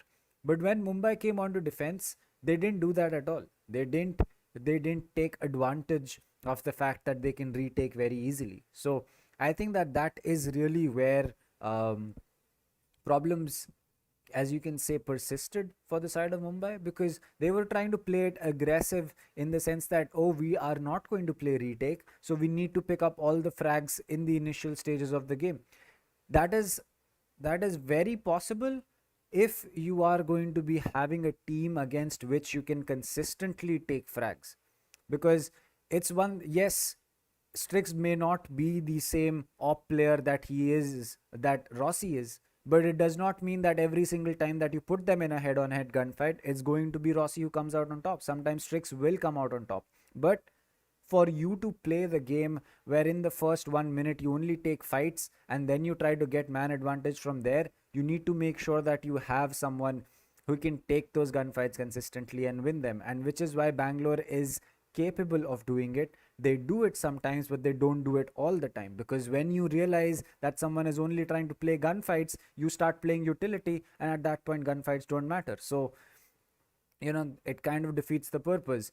But where Mumbai went wrong is that, irrespective of what was happening, they were only trying to focus on that first pick. They were only trying to focus for that first gunfight that they can take and they can win.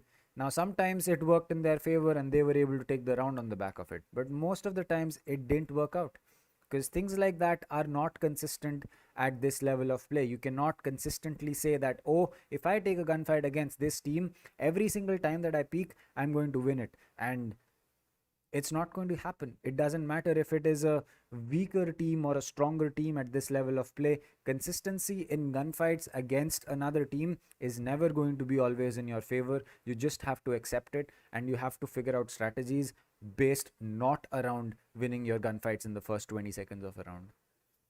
Yep, agreed. I mean, gunfights is not the only thing that is there. That's why you have utilities. Play around your utilities. Every time an aggression, just because Bengaluru did aggression, you do not have to repeat the same thing.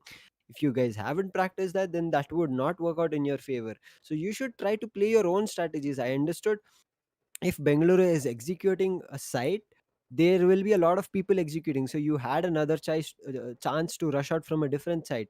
But Bengaluru, being such a good team, they are looking behind them. They are making sure there are some traps so that in case an aggression comes in case you are going for a backstab, they have that looking out for somebody with either with the player or either with the utility. So you guys need to worry about it. Mumbai here in the first half, they tried to do all kinds of gunfights and rushes that just came across or took Bengaluru head on, which did not work. As Dr. Dang said, gunfights is not always consistent when you have a lot of utilities coming or thrown at you. That's the reason we have utilities in Valorant. So Mumbai fell short a little bit there because they tried most of the times to win their gunfights against an opponent. And especially when you're in the attacking end, it's not a good choice to directly go for a gunfight because defenders are already holding the side. They are looking out for angles. They are making sure that at least even if they don't take you down, they are at least looking for information of how many players are there, how many people are peeking from this, what kind of utilities can be expected from one side. And that is the information being conveyed to the whole team, and that's how the whole team will either rotate to the side that where's a rush coming, or they will just hold another side because this might be a fake. So you need to understand how Bengaluru strategized. When they rushed, they did rush a three-man with information. Then they came back. They did not completely go there and just managed to get a drill down. If there was a drill down, they made sure from both the sides the aggression came so that it would have been difficult for Mumbai. But other way, when defenders being Mumbai tried the same thing, a lot of times if SK Rossi was online still, then they would always go down because once SK Rossi is online, he would be inside holding comfortable area for his team to put the spike. Then Hellranger needs to only worry about the backstabs because information inside the site, Eskerosi is there, there'll be Mioken, there is also Kappa throwing away shock darts, preventing any kind of push coming in. So these kind of players were already on site. So this kind of thought from Mumbai was somewhere they were little bit of lacking. I would say it did was a close matchup that Mumbai and Bengaluru just had in mind, but we saw Bengaluru just coming off with a flawless victory with fighting teeth and nail, going to overtime and closing it in their favor. So I think playing so much of bind and making sure they close the round, they would have that advantage. And Astra coming in, it proved a very huge disadvantage for Mumbai because you saw Hellranger's Nebula, Gravity Well, they were on point. And Binks, I understand it's Binks' position. A lot of people say that he himself plays that, but unfortunately, Hellranger had the medicine for that. He made sure that Bing's position was not prominent in defense.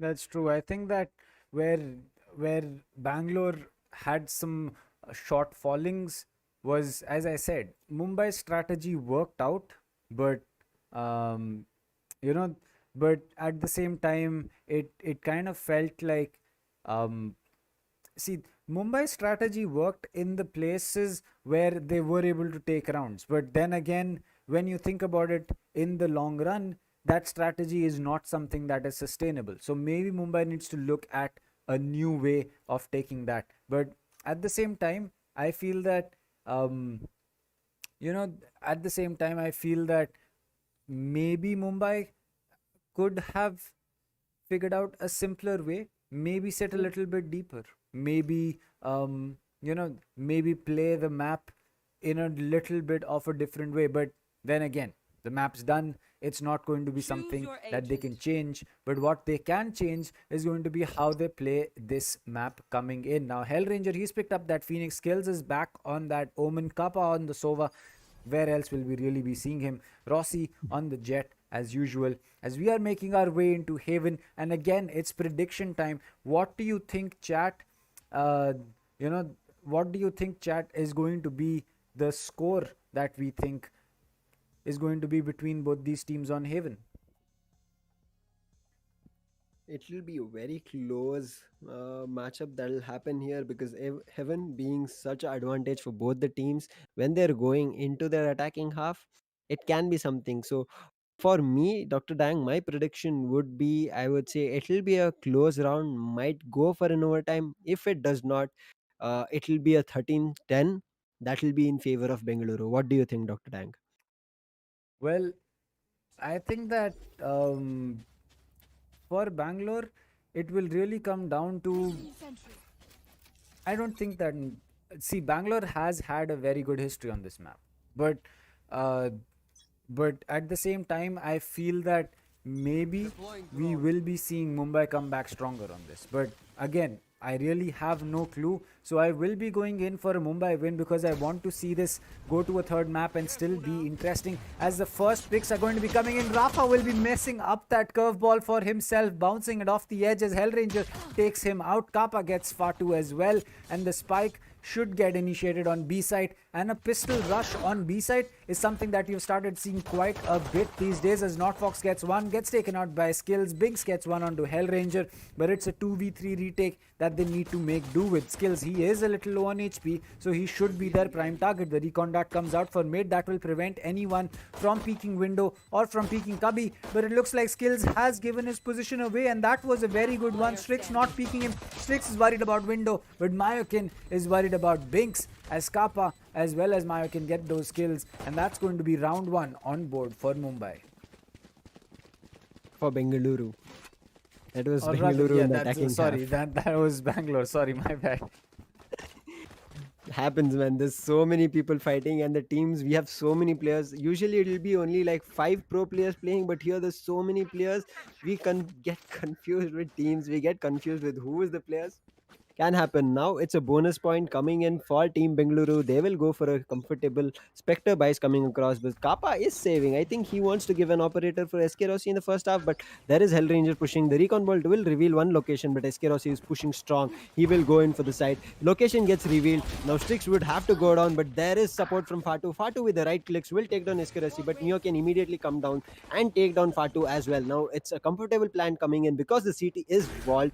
But look at the position in Heaven through Binks. Binks is already here, but the dark cover, as soon as it goes, he would have to worry about. But Rafa throws his hot hands. Now Skills would have to back off, but Skills is still taking one down. Rafa goes down, but Binks playing really well there.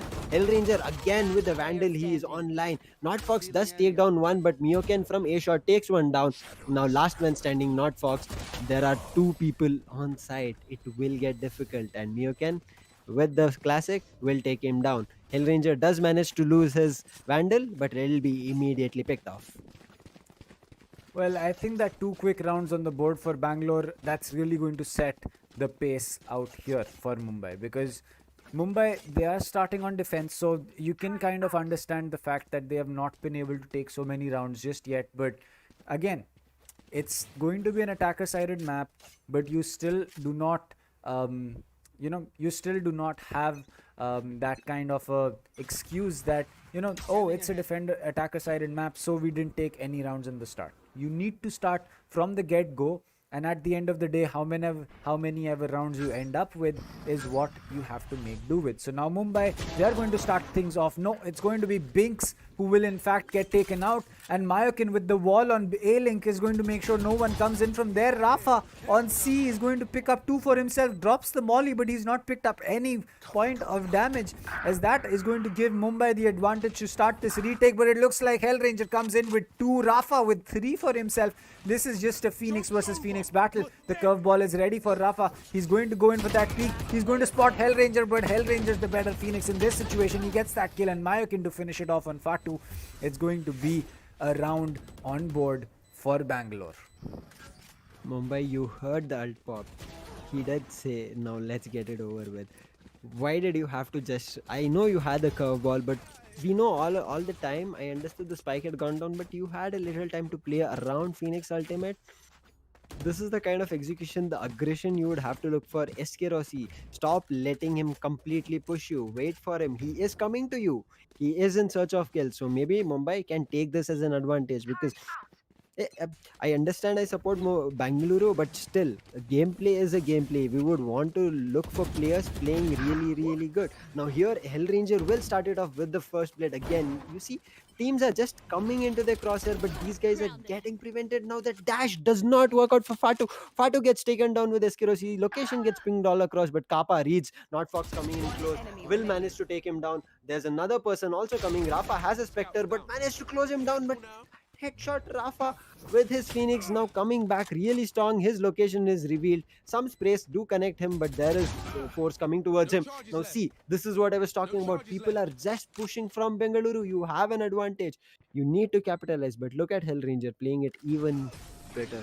Even a better sneak, but skills is there to shut him down. No more further kills for Rafa. I understand you're back on your Phoenix. You moved from your Sova, but there's nothing more you can do. Well, 4 rounds on the board for Bangalore, none taken just yet for Mumbai, and maybe I'm not yet certain as to what is going wrong for Mumbai's side, but clearly something is, and they need to make sure that they figure that out, because maybe call attack pause, maybe call a timeout for yourself and figure out what is going wrong for you, as I believe 3 players are going to be peeking B window. This is... Oh, alright. That was Rafa's cover, as he's going to pop that run it back, and every single player is going to make his way back except Mayokin, who gets rid of the run it back, and that is going to put a big dent on the side of Mumbai. Not to mention that Binks pushed up with the KJ is going to give and kill to the side of Bangalore, as Rossi picks that up. Is going to make sure that C site should not be something that they need to worry about anymore, because usually the KJ is going to be playing there, and with the KJ taken out, her utility is going to be useless. Yep, utilities. As we talk about utilities being useless, Fatu managed to stay in A, managed to take a call. Miyoken will res Hellranger back.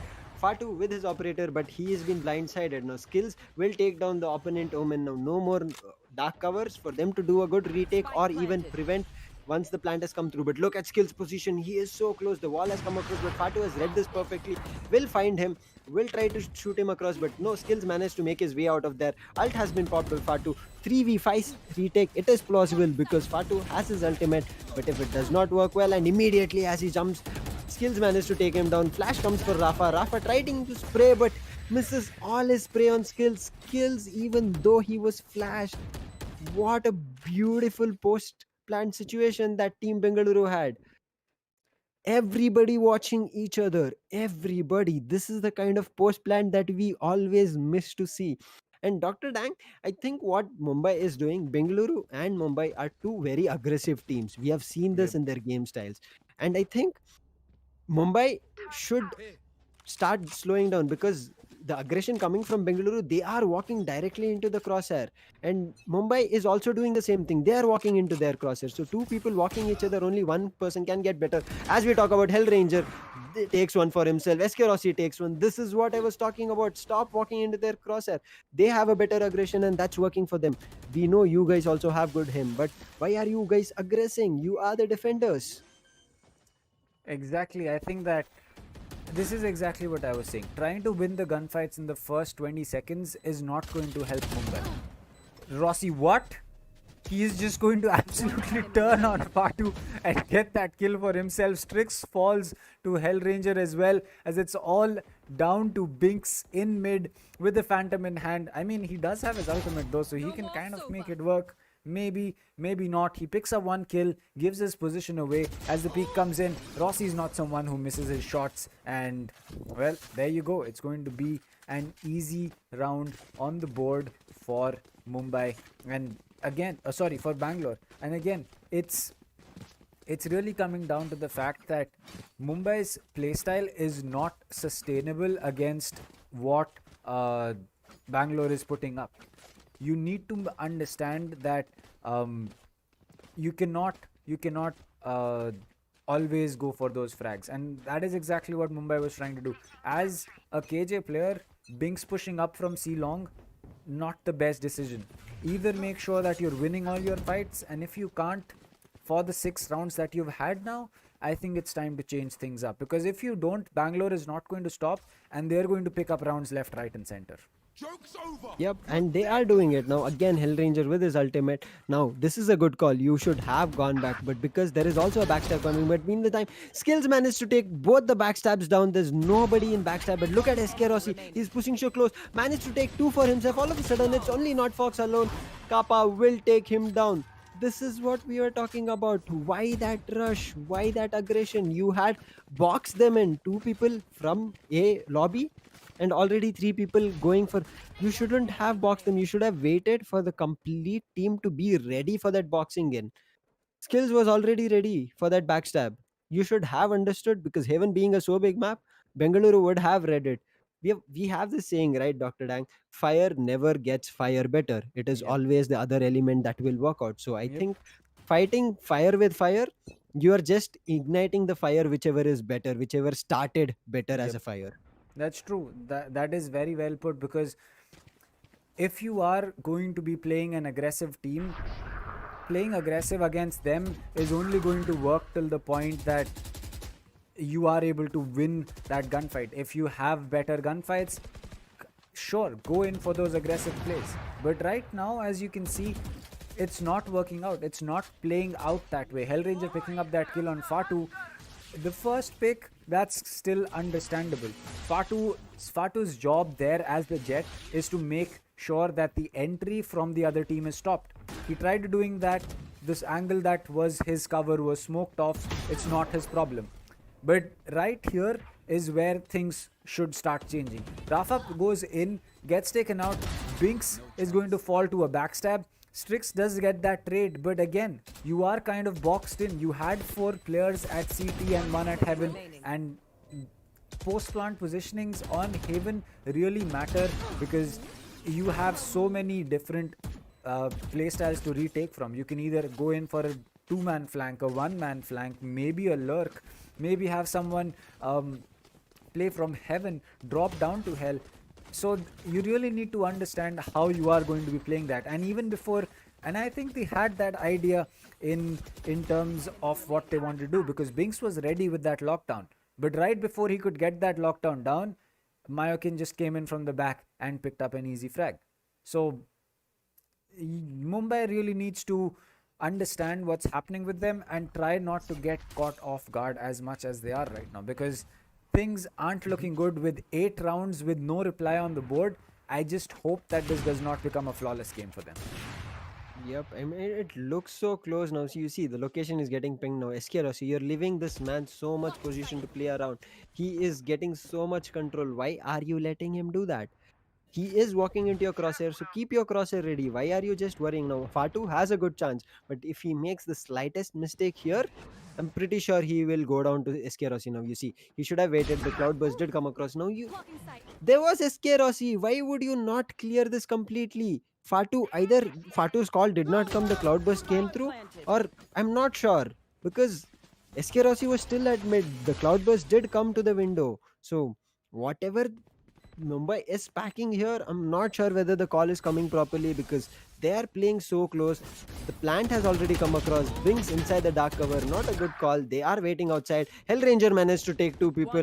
Mioken with the operator will look for heaven, but in the meantime, Skills will take it down on everybody. He will rain his bullets. He will make sure he is the superior guy and takes I the round. I think that What? there is one thing that Mumbai can try doing. I'm not sure whether this should work, but it's definitely worth a shot if they can try doing that. Because what I really feel that Mumbai is trying to do is kind of right. Rafa pushing out of Garage was just bad timing or maybe bad comms from Fatu, because Hmm. maybe the call was not made, or maybe was a little late, or maybe Rafa didn't understand the call properly that there is someone in mid. But what was the plan that Rafa was trying to do over there? I think was the fact that he was trying to make sure that the second he pushes out, he will be going in for a backstab or a flank. So this seems to be a fast execute coming in. Hellranger with one. Rafa on the run it back is going to get rid of Mayokin, but not before he gets reset. And Skills, as I said, they are just big braining their way out. And despite Fatu being there for Rafa's cover, he is going to get taken out first. Rafa gets taken out second, and suddenly the entire retake strategy that was there from the side of Bangalore is going to be going down the drain as Binks falls. It's 10 rounds on the board for Mumbai, and just what? I think that Mumbai has the right plans of they're trying to go in for those flanks. But either Bangalore knows that Mumbai is trying to play the flank game, or the other aspect of it is that timing for every single flank from the side of Mumbai is just bad, which is kind of debatable because you can't have multiple flanks from different people that are just not working out. But we saw that every single time a single player from Mumbai tried to rotate out of sight and maybe go in for a flank. Binks on C long, Rafa in mid. Um, I believe it was Fatu trying to push out of A as well. It's just not worked out. And again, the run it back from Hellranger is going to be coming in. Rafa takes a lot of damage but will be able to heal himself back up. Binks is going to get the first blood this round, as I believe this is the first time that a frag has been dropped on the side of Bangalore before they are going to be able to get their first pick for themselves. As the official Mike just having a little fun with oh, Rossi. He's pushed in all the way to A. He's going to pick up Not Fox. Mayakin gets that ultimate popped off as Kappa is going to be up, but Binks knows that Rossi is going to be in heaven. This should be interesting. This call has definitely have to be been made, but Rossi still picks up one kill before getting taken out by Strix. That's just unfortunate as Binks, his flank this time works out. He is going to pick one kill up. He's going to pick up another one. He's going to drop the spike, and suddenly for the first time in 10 rounds, I think that we are seeing Mumbai have some advantage. But are they going to be capitalizing on it? Seems like no. Binks is going to drop Nano Swarm and drops his frag as well, as it's down to Hellranger as well as Skills to get this round out. And Strix, he needs to play this retake. It's going to be a B execute. They don't have any more time. But Skills, he's in the corner. The recon comes in, and Strix just does not check the corner close to him. And another round goes in the favor of Bangalore. Aggression. See, this round is a very good round because you saw in the C area, four people were holding it strong. This is what we are talking about. They are coming into your crosshair. You can get them on. So just wait for that opportunity rather than you guys just rushing their Binks. If you would have rushed for SK Ross's death at that moment, I'm pretty sure Binks would have gone down. But playing very smart, playing very slow, this is what I think Mumbai needs to play a little bit even slower. Wait for this, not completely going a rush. And as I speak, Mioken takes one with the operator. Hellranger takes another one. It seems to be a complete C execute. Everybody will be running, but look at Fatu, who has pushed so close to the window. He'll make out. His location will be revealed. There are two people already, and he will also go down. It's all of a sudden only two people left. Ultimate has been popped on from Binks. Binks will have also been taken down. His ultimate will also be destroyed. Last man standing, Fox, with only a Spectre. I don't know if it'll work. Not Fox. Will reveal. Will get located and miss his shot. I know Spectre does not work really well so far. Switching So SK sides. Rossi with his Blade Match Storms, even point. though he missed the first two shots, he will manage to close not Fox there. This This is this the kind of aggression we are talking about. Bangalore is just walking away with. this is the map choice of Mumbai, right? This No, Mumbai, it's Bengaluru. it's It's Bangalore's Bengaluru. map choice. All right, understandable then. But I remember when we saw Bangalore take down Hyderabad 13-0 on Haven. It was, if you remember, it was a tournament game. So yeah, it was at that, after the first Mhm. map, I said that if you are going to be going to Haven, make sure that your opposition is not Bangalore, and if your Yep. opposition is Bangalore, make sure you don't go to Haven. So Yep. that is something that I remember saying, and after that I kind of trailed back on that word. I saw a lot of teams play against Bangalore on Haven and was like, all right, Mhm. maybe you can kind of make it work. Maybe you don't have to, really stick to that, as I've always said. But what Rossi is going to, no, wait, Last Fatu player is going standing. to fall to Rafa's hot hands, as not Fox is going to be Spike picking up a planted. kill, as it looks like it will not be a flawless game coming in from the side of Bangalore. They are down to a 1v4, but Binks very, very low on HP. So is the Omen. Will this be a clutch that comes in? Two quick kills and suddenly it's game on. Strix is still going to be having, oh, all right. So Strix is still going to be having his head in the game, and he's able to lock that kill out. But you know, it's just that sometimes you need to have composure despite dropping two kills, and Strix had Mhm. exactly that. It looks like Yep. Bangalore's flawless game is going to be going away, but Yep. they couldn't care less at this point. Yeah, it's 12 points ahead they are. Come on, if somebody would have to start worrying about, I would be like, okay, this match should be like 24 rounds, then only somebody would have to worry about to go into a match point. Now look at this rush. Pink's location is just getting pinged right and left. He has dropped his alarm bot. Myoken standing so close, his location will get revealed. But look at this dark cover helping Myoken here. Myoken has the shotty. Fatu in the meantime takes into A, will manage to take down skills. Hellranger sitting inside will take one. Kappa will take another one with the sheriff. Plant coming across will not end up Last player working, and standing. again Myoken pushing, Spike nobody down reading this A. properly. Kappa pushing again, takes one more. Binks all of a sudden last man standing. They did not even force this Defenders by. win. It was a eco round. What? It was a goddamn eco round for Bengaluru. Just just look at their faces. They know what they just did. They know what they've just they know what they've just achieved. Bangalore, what? God. Can we kind of nerf this team? Is there some way to do that? They Um did get nerfed by Hyderabad, so I think that's where this aggression is coming from. They do not want any rounds walking across. I mean, you did get nerfed by Hyderabad, but you clearly didn't get nerfed by Hyderabad because you just walked through Mumbai on Haven. It's like Bangalore is a knife that you've heated up to 1,000 degrees, and then Mumbai is like butter, and you've put that knife on top of that. You've gone through it without having to do anything.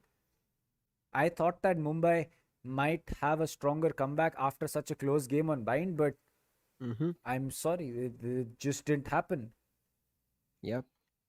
It's it's just like it's like Mumbai didn't show up for Haven. I'm still surprised as to how this game just proceeded in the way that it did, because it's not like Mumbai was not trying to win this. They clearly knew that they had to win this to keep themselves in the game. And I said that I want to see Mumbai have a close game and win this map out so that we can have a banger for the last one, where we kind of have to decide whether it's going to be Bangalore taking 2 points or it's Mumbai taking 2 points. But now that's out of question.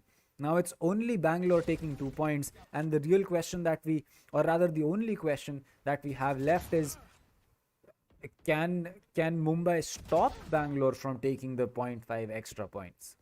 Because The one game that Bangalore has lost has been against Hyderabad. The second game that they played was against Punjab, and they picked up 2.5 points there. And if Mhm. things go the way that they have right now, then I think maybe they will be picking up another 2.5 for themselves. Yep. As this round went, I mean, 2.5 does not look very far for Team Bengaluru. So that can be a possibility. I think here, Dr. Dang, we saw, I think there was a lot of miscommunication coming in within the team itself, because the last round you saw the Killjoy's alarm bot was detected in A shot. So if somebody would have to gone into side, they should have cleared A shot as well. But that did not happen. They just went for a plant where two people were at A shot, Hellranger and Mioken. Hellranger does manage to take down the planter immediately. Kappa will come along from CT, will take another for himself as Hellranger goes down, but still Mioken, who was at A shot, does not come out. Now you still haven't cleared A shot. Now, as soon as another player goes for a plant, Mioken just comes out, takes down that shotty. Bings, who was surviving, will have to also go down the last man standing. There was just no way. There was a lot of miscommunication or comms mistake that was happening throughout this map. I'm not sure. Just Bangalore aggression face to face is not something you have to work. We have talked a lot during this matchups that keeps happening. You cannot meet an aggression with another aggression. It does not work. Fire will never fight fire. Mumbai and all the teams we have seen, there are some teams which play with very good strategies. We have seen Hyderabad now. That's how they took down Bengaluru initially. Initially, they tried to fight aggression with aggression. That did not work. Then they moved into strategy. They played slow. They played calm. They made sure their teams were getting picks. Trades were coming in their favor, and plants a good post plant or retake was coming in for Team Hyderabad. That kind of an execution from Mumbai was not coming for this match today. I'm not sure where they had the mistake. Maybe again, today it was not the day for Mumbai, but something was just wrong. The kills board is not like super huge. It's, I guess, 17, 18, 19 kills for all the teams across, even though they are in the attacker's end, because this just closed off at 13-1. So there was like Bengaluru was just having fun during the whole map of heaven, just like they did in the first half. Look at those kill streaks, 393 for SK Rossi. Are you kidding me? Average combat score. We have seen this kind of average combat score coming when that person is with around nearly 30 frags. Am I right, Dr. Dang? Yep.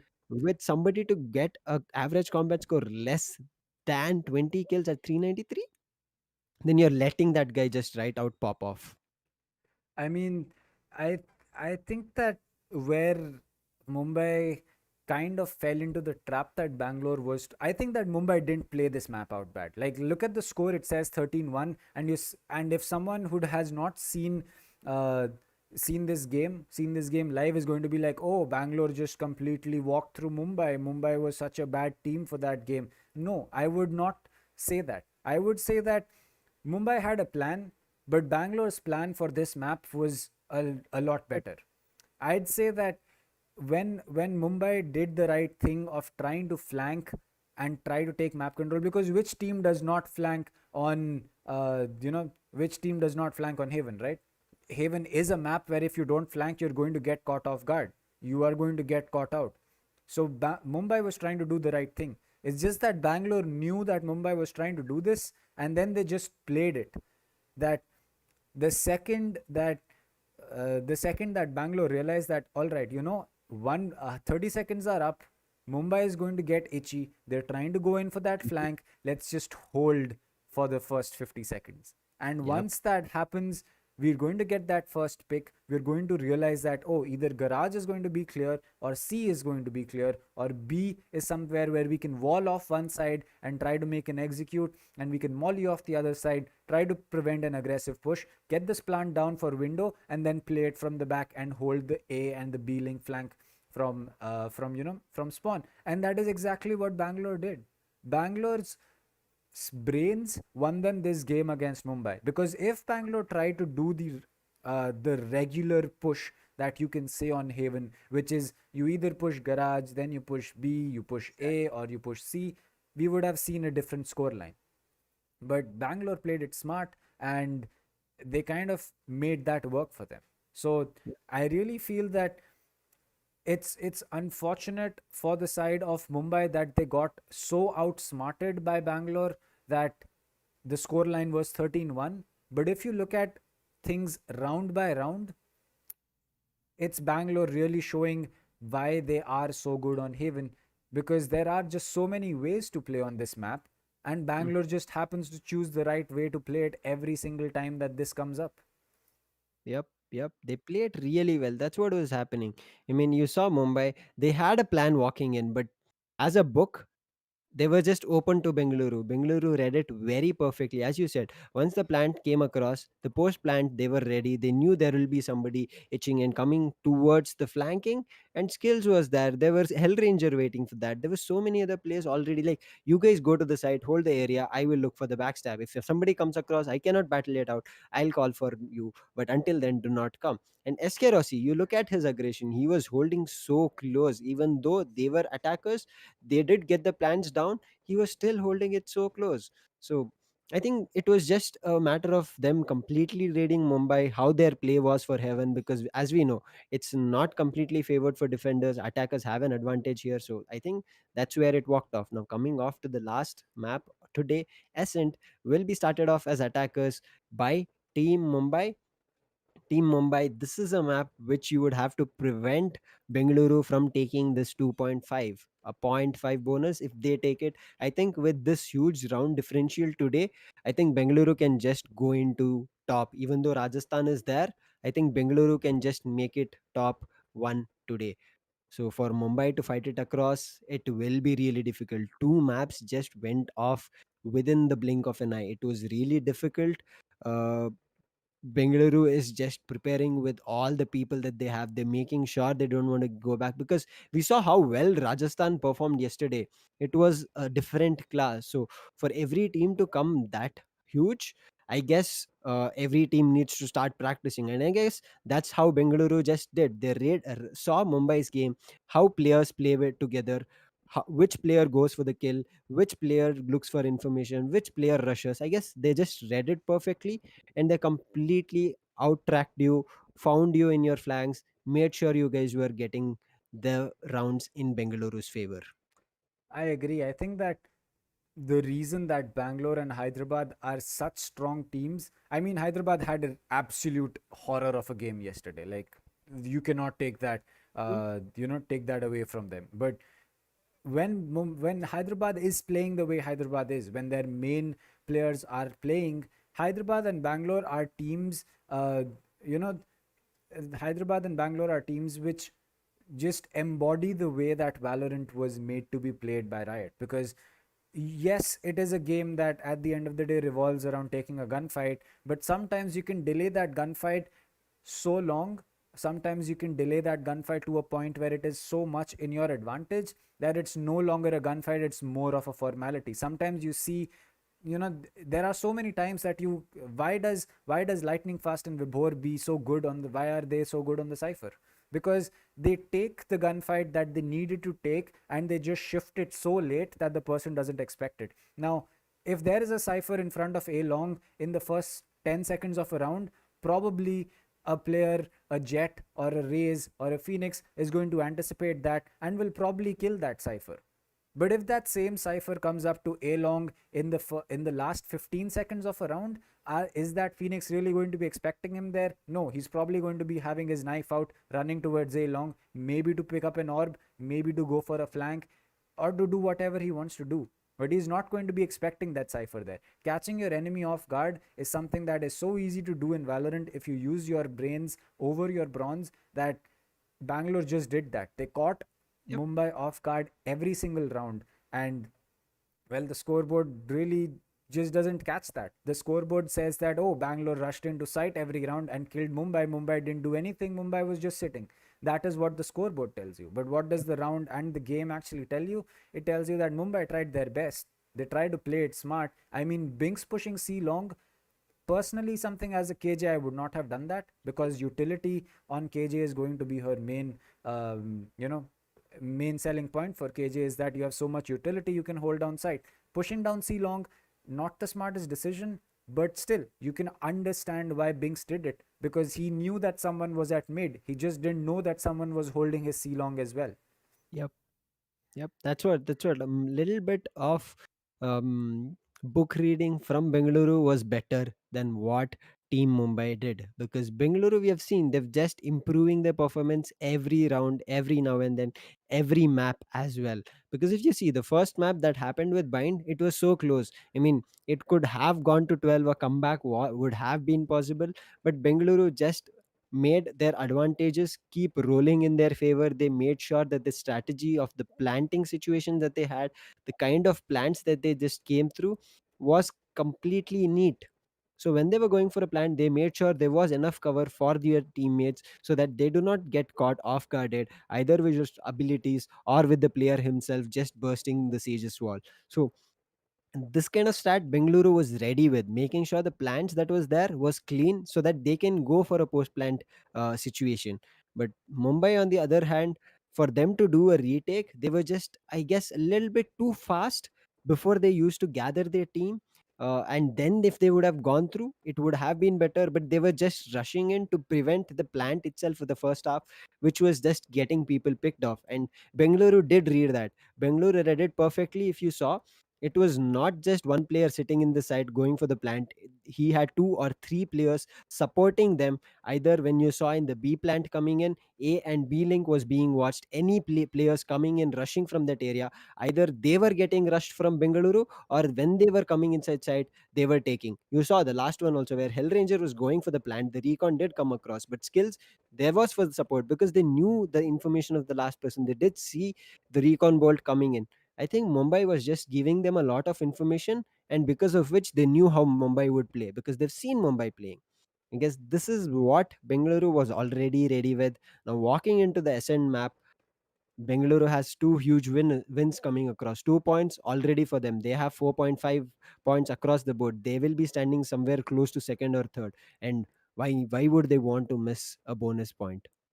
Exactly. Right now, the bonus point is, the bonus point that is on board for Mumbai, sorry, for Bangalore, is going to be a huge one, because Bangalore's the only team that has played 3 games, lost one, and won the other two in a flawless way. The only other team to get two flawless games for them is going to be Rajasthan.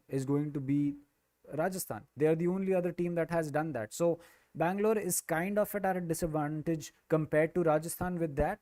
But then Rajasthan's playing tomorrow versus Chennai, where they can take that advantage back from them. So Yeah.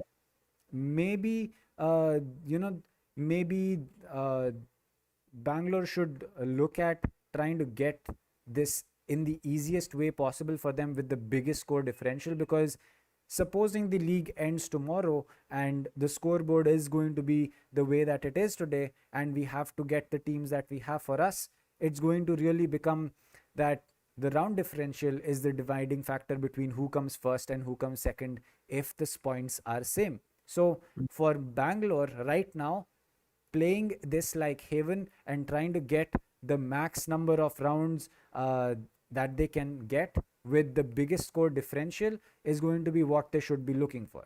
But if you talk about what Mumbai should be looking for, is simply not give Ascent to Bangalore.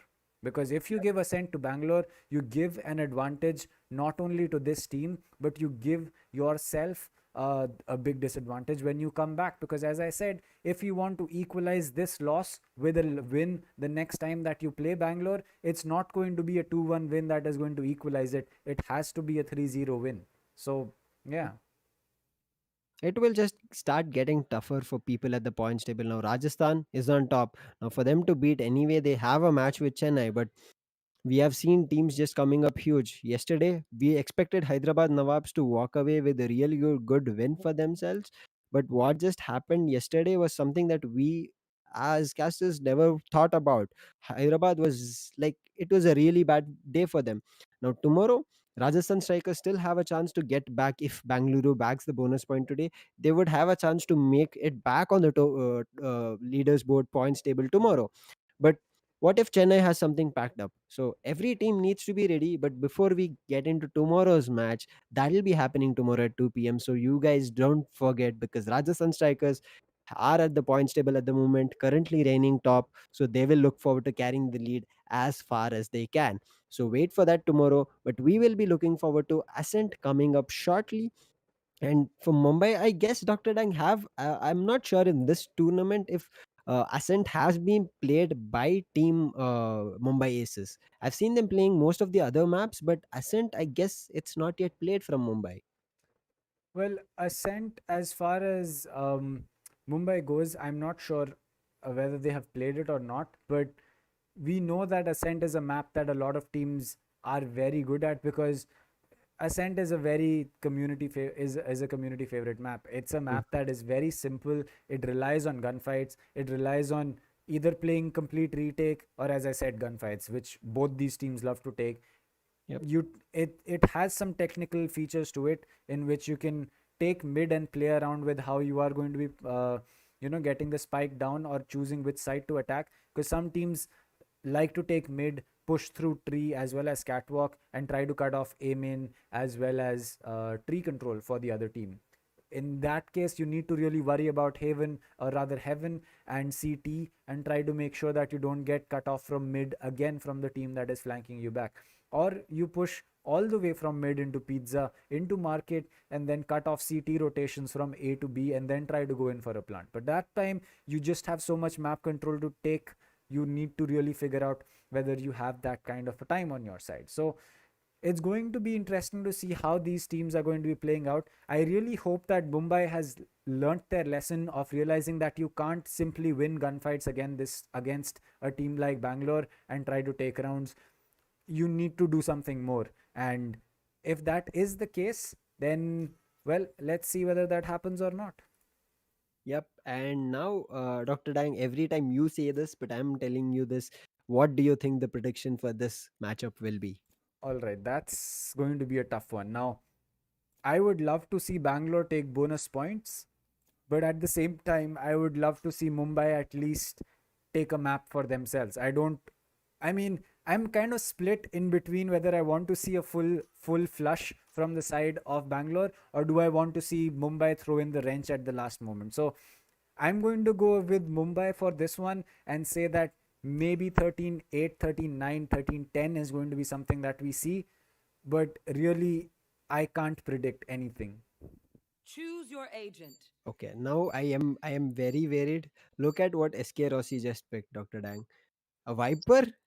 Okay, We saw yesterday Sai things. playing Jet for two maps and then become a Sage directly from such firing power to attacker. I'm not sure what just happened. So we have to look for what can be better for this team. Exactly. So, yeah, it is going to be an uh interesting matchup to say the least. And, well, let's see how this proceeds. Yep, Viper coming in. I am not sure what we can expect. And SK Rossi, I mean, I guess he just wanted to back himself. He's like, I'll play a little bit slow and just make sure I get some time for myself so that I can play with the team for first time. He initially played with most of for his team's frags so that he got an entry, but because they're starting in as defenders, they have a lot of opportunity to prevent those attacking power coming in, because we've seen a lot of aggression coming from Mumbai Aces. For them to start reigning strong, Mumbai needs to start showing up huge in this first split up. They are very serious at this moment because bonus point is not just Here, something to kid about. They have tried their placing best, swarm but grenade. here they are so strong. Skills has also moved from a attacker, a duelist, to a sentinel. Two people moving from their Placing firepower back, alarm bot. and there's no duelist at the moment. If you're looking at the lineup, this is something they are making sure they capitalize it, and no further attacking power is coming from team Bengaluru. I guess just because they want to make sure they close the first half. Now the execution, a mid control is coming across with high cat push coming in. Eight trees has been slowly entered, but there is an alarm bot waiting for any kind of movement happening. As soon as they enter, alarm bot gets triggered. Eskerosi will prevent that happening from the snake bite, and dark cover is also placed to prevent any information from the opponent. Now slowly as the snake bite goes, they will again still try to make this push coming in. They will go for it. Skills is holding it strong along with the support of Hellranger, I guess, as the Astra. Now this execute comes across curveball, revealing nobody gets flashed, but here Skills managed to try spray across Hellranger with the support. Two people going down from the side. Skills, SK Rossi coming in for another one, Hellranger taking another one, but here Binks with that raise, last man standing takes one, but his location is revealed and Kappa will close him out. What a good round. Look at how perfectly they played this defense. I mean, I was not even sure that this would have happened. Somebody to just make sure their prominence on defense, and now getting a bonus round. I'm pretty sure they're trying to close this off as close as 12-0 in the first half. If they do it with having zero duelists for Team Bengaluru, this is huge. Again, Hellranger picking up his Vandal. He is making these advanced buys for the team to make sure they close the round. Now Kappa with closing so close to B, but this is again a mid hold that is coming across. Mioken will get spotted off. Sprays coming all across. The wall will manage to get one half of it broken, but there is a recon bolt which will prevent any kind of further push that comes across, and a support coming from SK Rossi will take down Binks. There is no aggression coming. We will deny anything that comes across. Skills turret pots one. They are moving into the generator, but look at Hellranger spraying 3 people at that turret, proving so strong. A last man standing, Fatute goes down, and that is another round written in the favor of Team Bengaluru. Team Bengaluru defense so strong.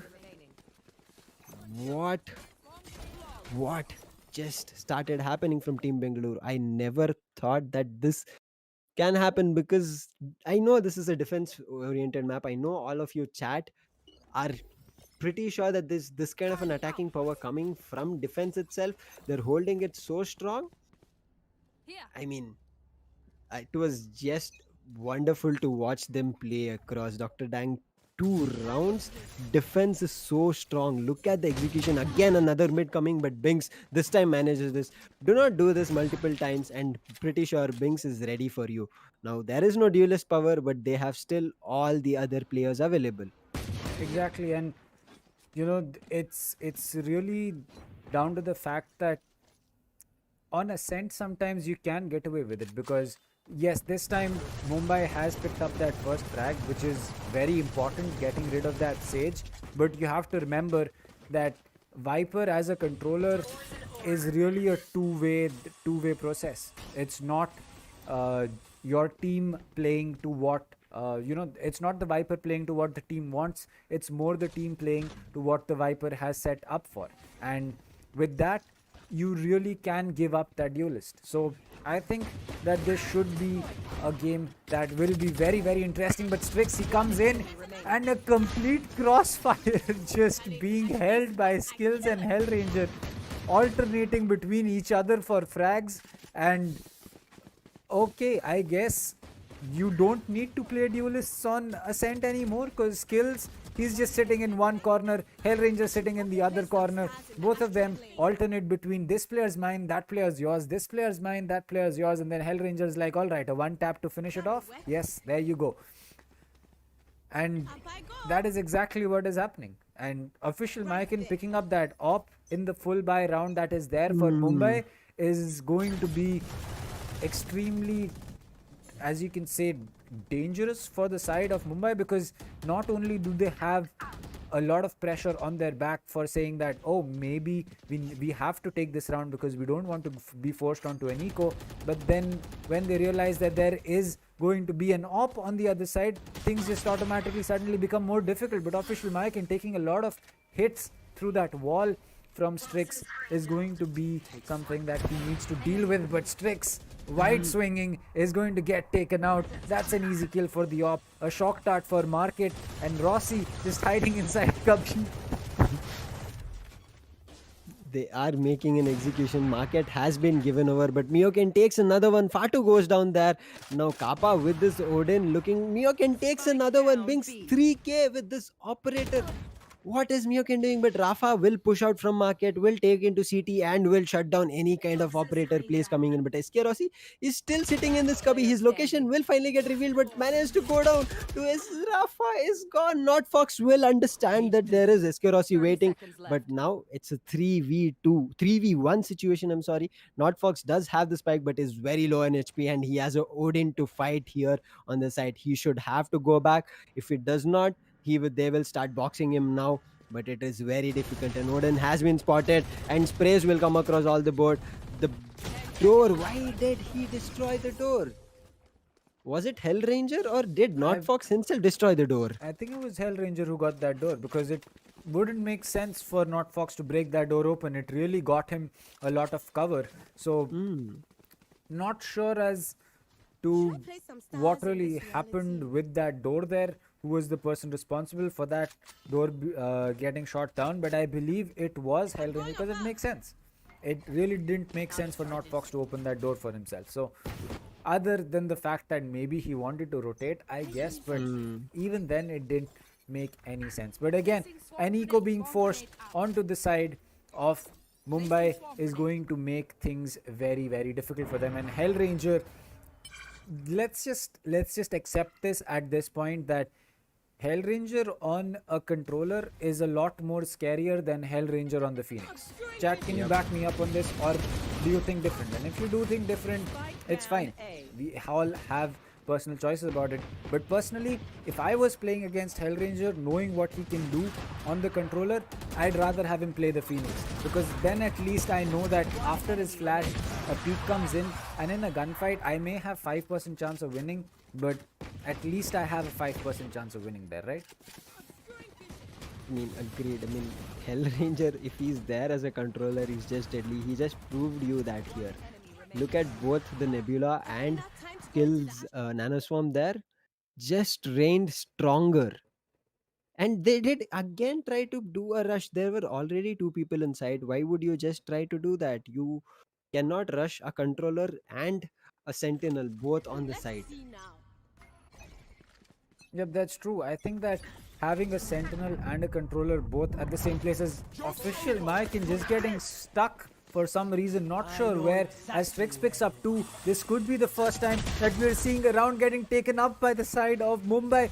Rossi gets one, but Strix gets three for himself. He could be getting that ace. He's on a 4K. Will this be an ace? Looks like no. Skills is going to put an end to the run by the Jet, as now he's going to be in a 1v3 post plant in a retake.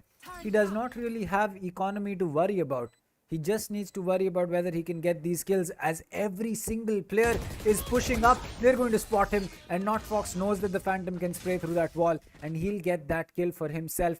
And finally, a round on board for the side of Mumbai. And well, despite having such a bad run on Haven and getting absolutely shut down for 5 rounds in a row, it doesn't seem like Mumbai is feeling too bad about it. They're still having fun, which is great.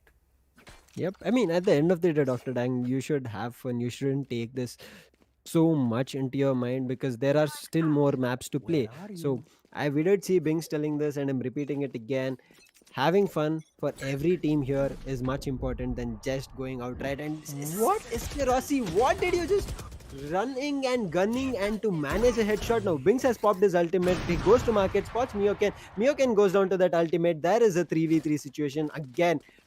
Tides have turned. It looks like they have a chance to get another point on the board too. But they've already spotted Bing's location. But gun not in the favor of Hellranger. Will have to go back. Now CT grenade has been thrown. People would have to start backing off. But there is two people closing in. Skills has his ultimate. Ultimate gets popped from B main. Now all these three people are inside. They either have to go to CT or either have to go through market, but it will get very difficult for both of these. There is a recall. They are pushing skills, they are pushing Kappa, but there are people to shut him down as well. What a round. A wonderful ultimate coming in, getting pushed very well, playing together as a team. This was what was missing from Mumbai. All of a sudden, I don't know if they turned on their comms really well now, but that I guess I thought in that ultimate they would be completely caught off guarded. They would have started worrying and running everywhere, but they played it very well, Dr. Dang. They closed it so close, both of them. pushing one another, watching each other's back, made sure they got that point also. Well, it's just Mumbai picks has picked up 2 rounds. That's going to be very, very good news for them, because if you think about it, till now Mumbai did not have a very good start to Haven, the second map.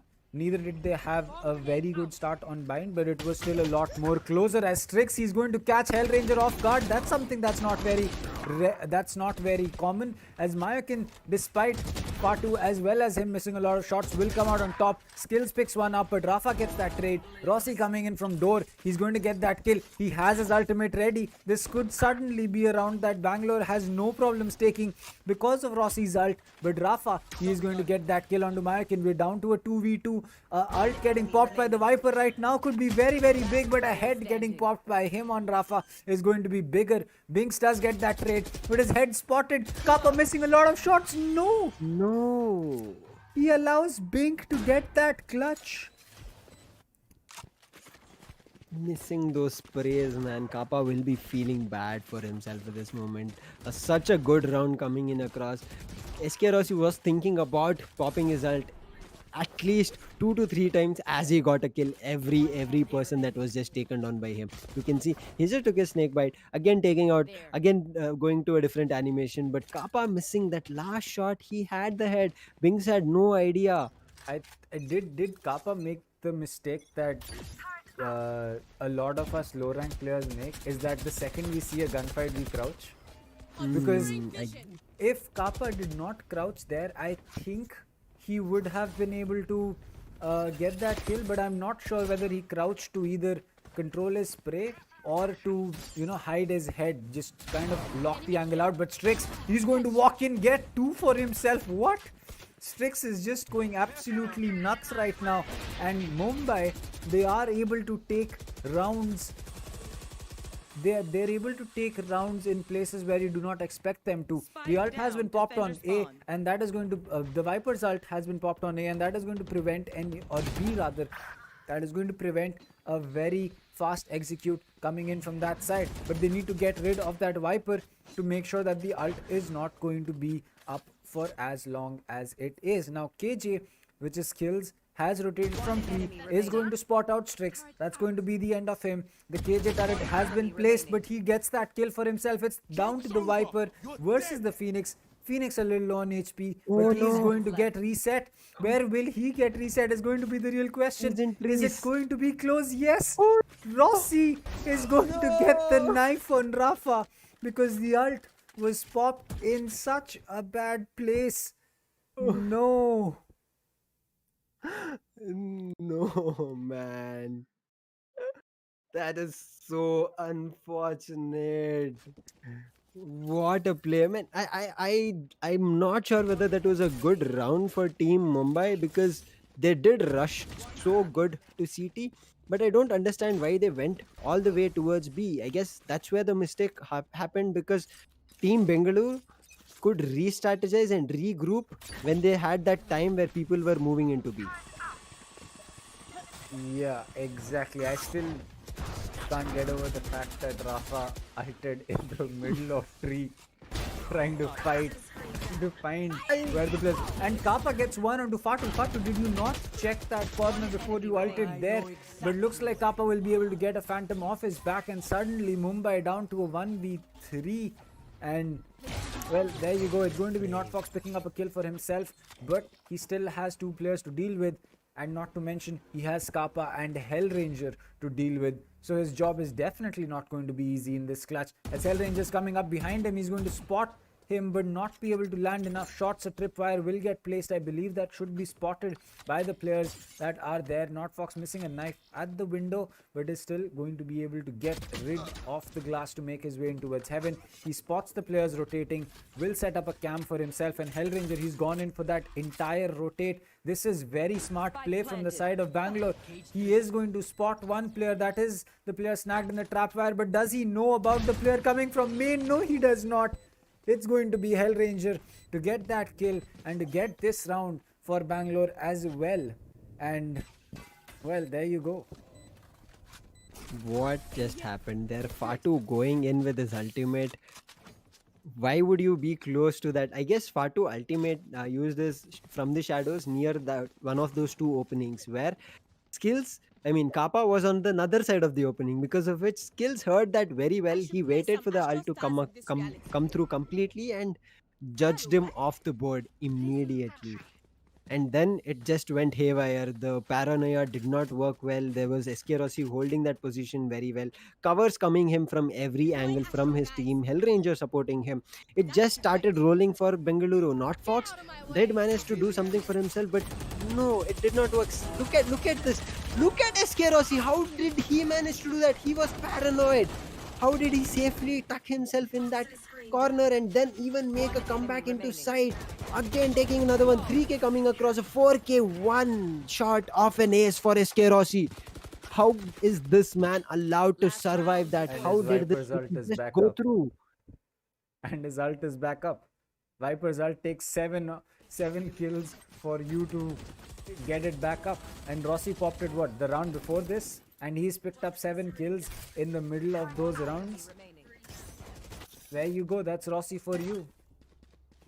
Okay, I mean that round should not have been Rossi's. Rossi should have been shut down there. He did not have a chance there. But Bladestorm missing, gunshots missing, and then the Viper wall using so very well with Kappa's recon. Nobody thought of destroying it. Well, Hellranger this time gets caught off guard. Rafa picks up that kill. Right down. Skills hiding in the corner. No one's going to be checking that corner. The flash comes in. Skills get 2 before he's going to get traded out. But Kappa with the Hunter's Fury from so far out is going to be able to get a kill for himself. Now Rossi coming in. He'll spot not Fox. It's all down to Fatu with 12 HP.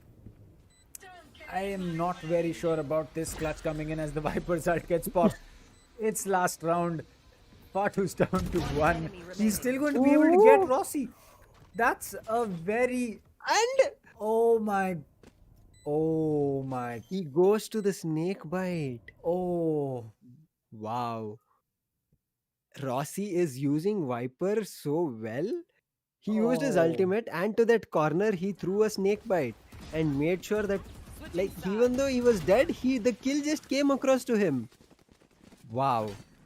That is so unfortunate because picking up a kill at 1 HP inside the Viper's ult was a huge thing, but then just bad luck, I guess. Not paying attention to where the snake bite fell.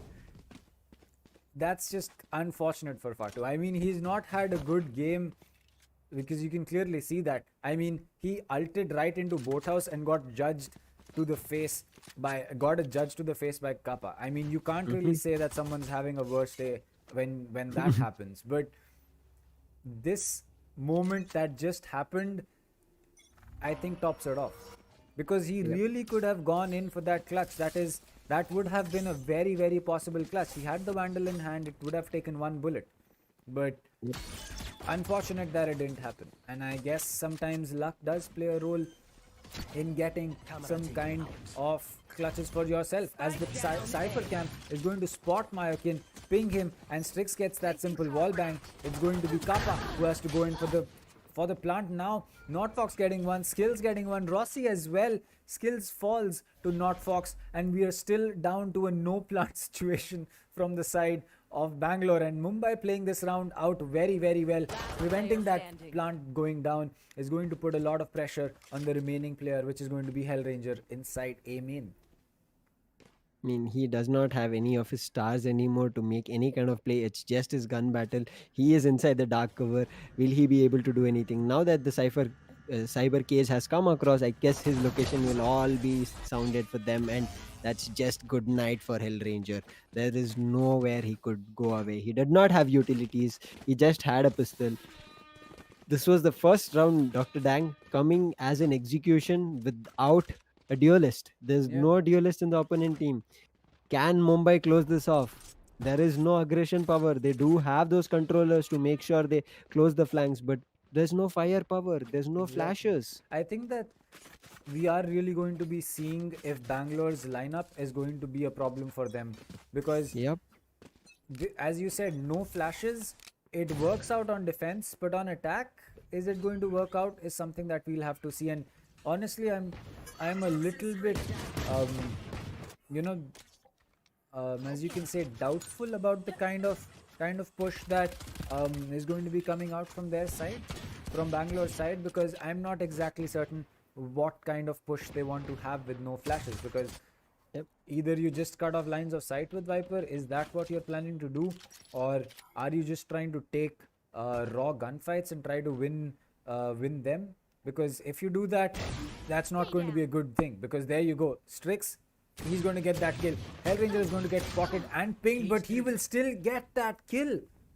Oh boy, that's a good kill. As Kappa is going to pick up Fatu as well. That's going to make things a little bit better for Bangalore. But Rafa and Notfox are going to make it equally worse once again, because Kappa falls, and that's going to put Hellranger, who's already very low on HP, in a tough spot to clutch this up. He's going to spot, miss some shots. Binks does not this time. He gets that kill. And Rafa, well, it was an easy kill for him on Mayokin as well. So, 2 quick rounds and 2 good rounds for Mumbai. I think if this full buy or bonus round goes in the favor of Mumbai, we should see Bangalore having some problems that they will have to deal with.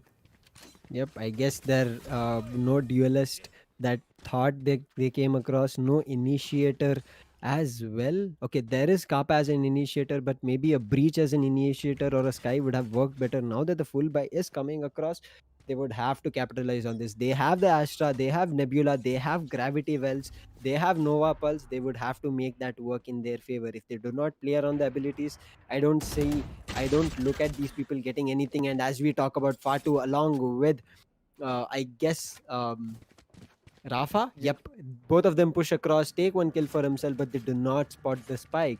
Spike was just there next to Rossi, and Hellranger has pushed in so deep. They've left mid control. Hellranger, if he managed to close this in his favor, but Fatu is there. The Dissipate comes across to make sure Hellranger gets the Pizza for himself. He is sitting comfortably in market now, holding towards Pizza, but there is, I guess, Skills. Yep, Skills is waiting on playing around. As we talk, there's trees gone control. Binks managed to take Kappa down. There is one person who will start rotating back. Mioken does not know where to go. Hellranger is at a position where he should be able to take somebody, but there is Fatu holding him strong. But if they face off here perfectly, then it is very difficult. But Hellranger is directly walking in, and Fatu will manage to close him down. Now, last 2 people surviving. It is very difficult. Rafa is sitting in B. He is comfortably not 30 aggressing at seconds this left. moment. Fatu has throws his paranoia. But I guess one person will be taken down, and Skills will take down Fatu. A knife coming in across from Rafa. Oh my god. Rafa No. returning the favor. Oh, Rafa Mumbai is making sure that there is nowhere this goes away. oh my god.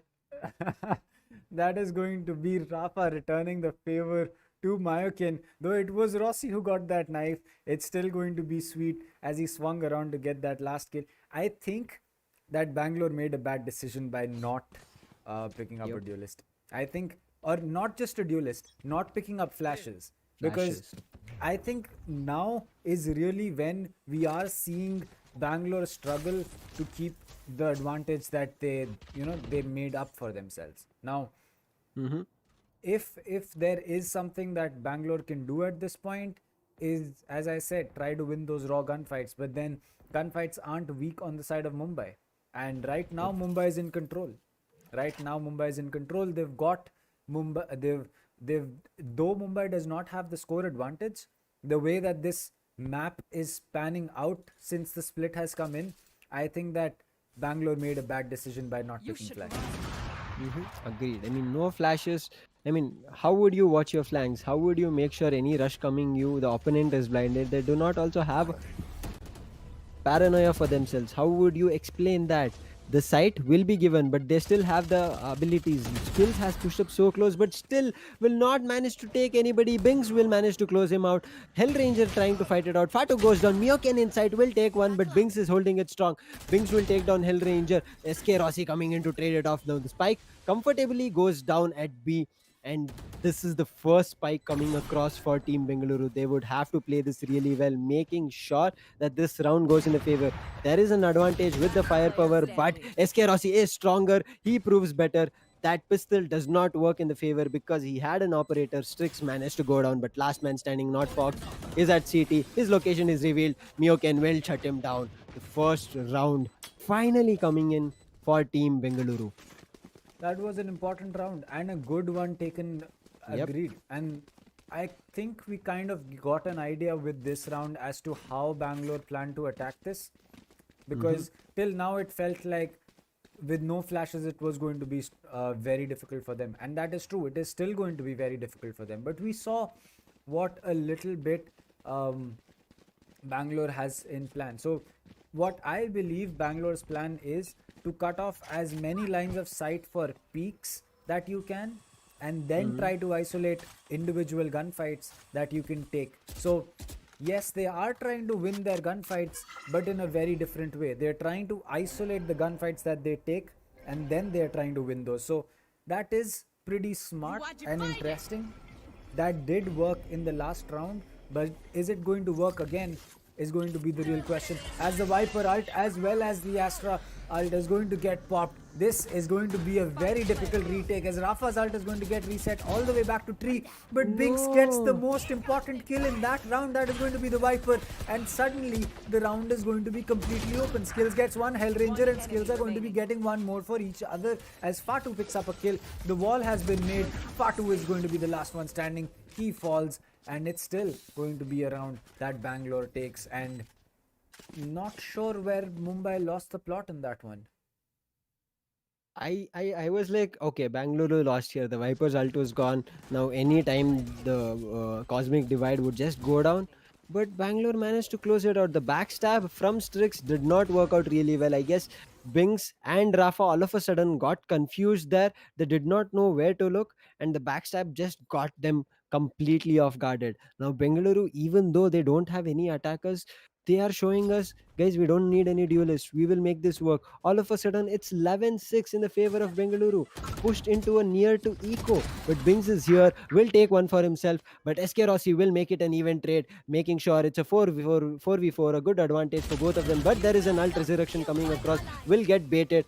Binks does not manage to get anybody, but will have to start backing off in the moment. Not Fox goes down there, but Strix is completely doing a backstab. Binks just goes down now, but Strix location, nobody knows this. But if he gets spotted, he gets managed 1, 2, 3, and a fourth one coming across. But no, that dash did not work. He should have dashed back rather into side.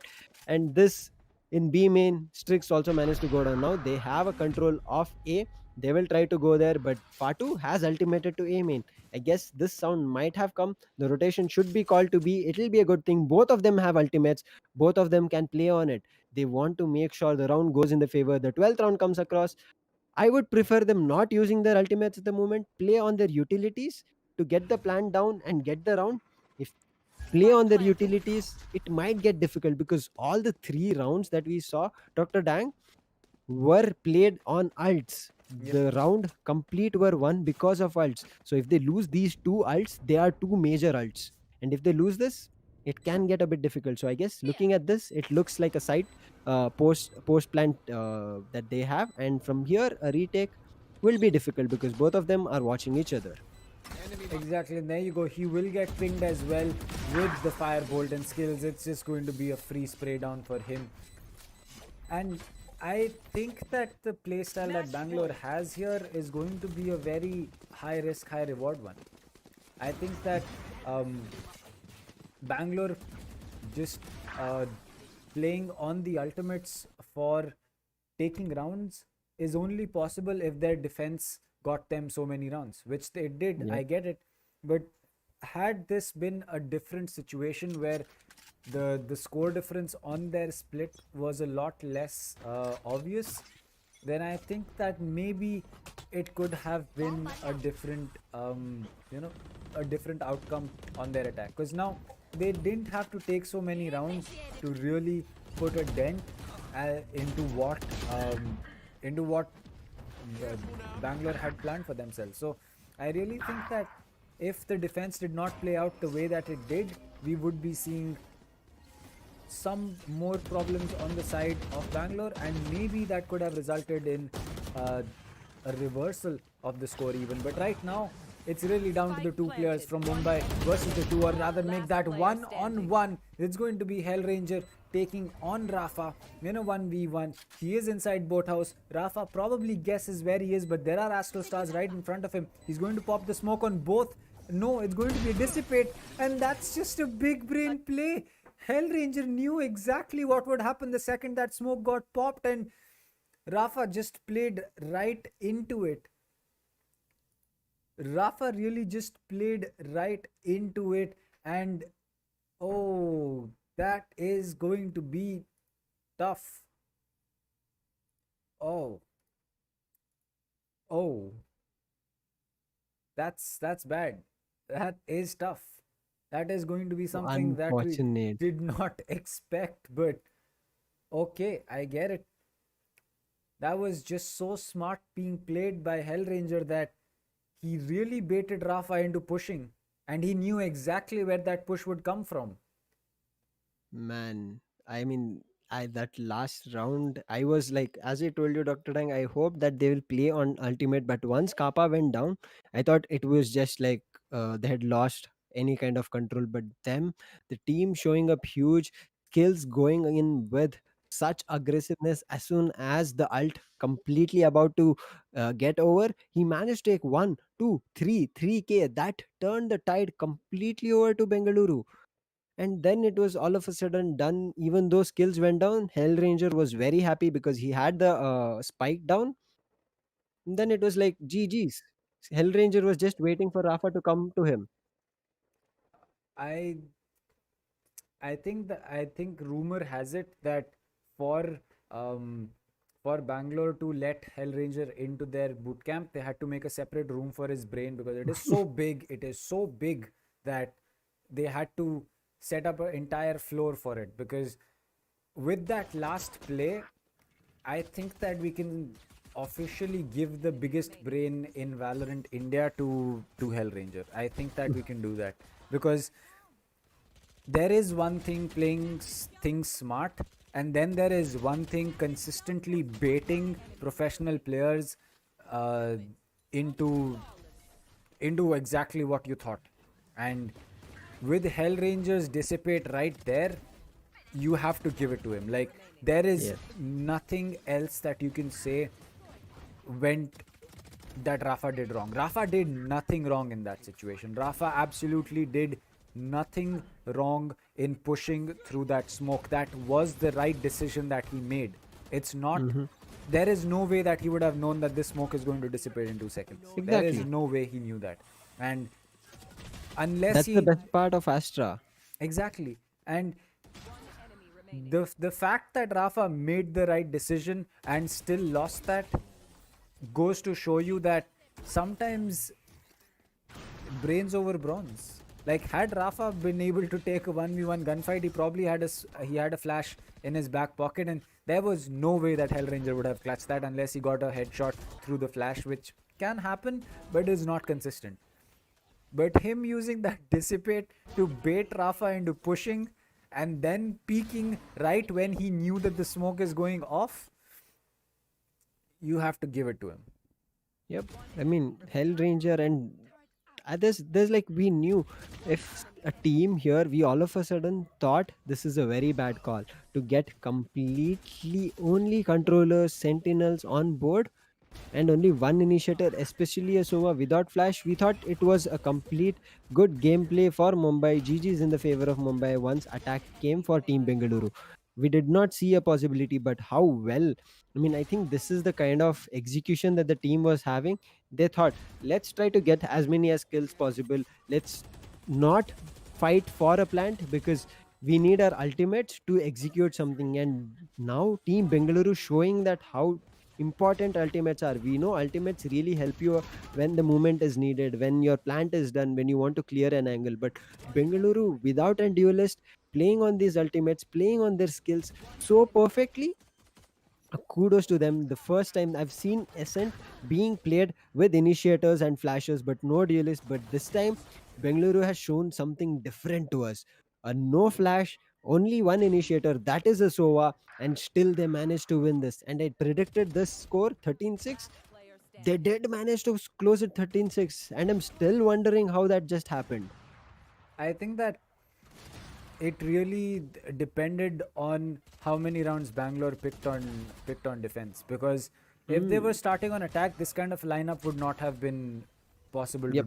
to use, because the second that you pick this lineup and you're starting off an attack, you are at max going to get like 4 rounds maybe. That gives you 5 rounds to play around with on defense, because Hmm. it's not about how many rounds you need on defense to take the win, it's how many rounds the other team needs.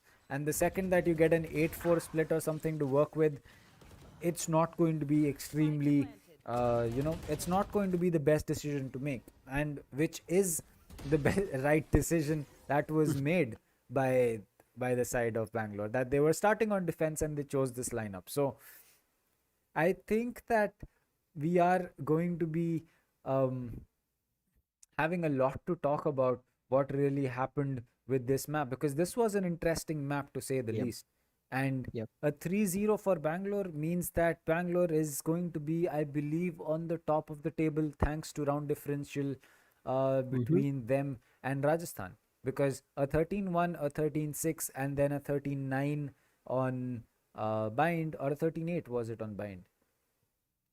On Bind, it was a 13-9. Yeah, but it was a 13-9 on bind. So yeah, with that and Rajasthan not having an extremely great round differential compared to um, Bangalore, I think should be putting Bangalore at the top of the board right now.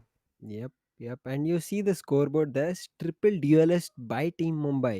It was not two, it was three. And still, for such a huge defense coming in, I think that was the main area, as you said, Dr. Dang. The in rounds in the first half that came in favor of Bengaluru, they made it work flawlessly when they moved into the second half. If that was not the proper split, even if they had a 6-6, it would have been very difficult for Bengaluru because their firepower in terms of flashes, in terms of duelists, was completely absent. So Bengaluru to play really well, strategize, and if you see the previous match, we saw a average combat score of 399 or 390 something odd for SK Rossi. But if you see here, even though Skills has 25 kills in his favor, he's still at 353. So you know can just imagine what the kind of player SK Rossi is. He just showed you that he can still play a controller and still pop off 21 kills in his favor. He did 18 kills in heaven, but here 21 kills.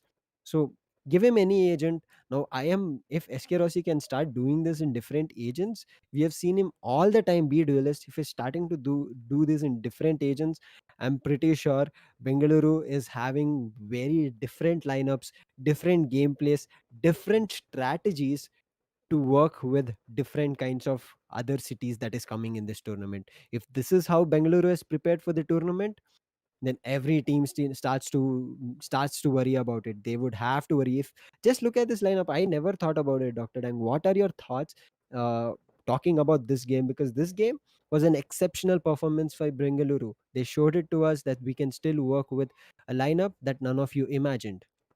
Oh, well, looks like Bangalore is not going to be top. They are going to be second on the leaderboard. I guess that is because they have a loss with them, which is not Hmm. there on the side of Rajasthan. So I guess fair play. Yes. Fair play to Rajasthan. They are the only team in the tournament that has a flawless record right now. And yes, I get that maybe round differential can be overthrown by the fact that they have not lost a single game just yet for themselves. So I agree. So with that, we have the scoreboards in, we have the scoreboard in front of us. And with that out of the way, Rajasthan on top, Bangalore second, Delhi third, Hyderabad fourth, Kolkata fifth. That's where the imaginary playoff line is being drawn. So the teams that are top four are going to be qualified to the playoffs, while the teams below that will not. So Kolkata is in the danger spot right now. So is Mumbai, Hmm. Chennai, and Punjab. They're really deep down there. They also need to make sure that they pick their socks up, because they don't want to be there right now. Yep, I mean, it's not a comfortable situation for you to be there. It looks like every team is getting points for their team. They're working very well with their players, their agents. for last two teams to just yet be there even after two matches, something to worry about, something to pull their socks back on. Get yourself some kind of points, try to make it to the playoffs, because it's just like every team has at least had two or three matches, so you guys still have a lot of chances, because a total of 14 matches will be played by every team. So everybody has a good chance. But as of the points table today, Rajasthan is on top, Bengaluru second, Delhi third, fourth with Hyderabad, Kolkata on fifth, Mumbai on sixth, seventh and eighth by Chennai and Punjab respectively. A very well played match for Bengaluru today. But for tomorrow, just as an end, we will be having uh, Rajasthan versus Chennai. But as we talk about a wonderful performance, there is your top five players for the day.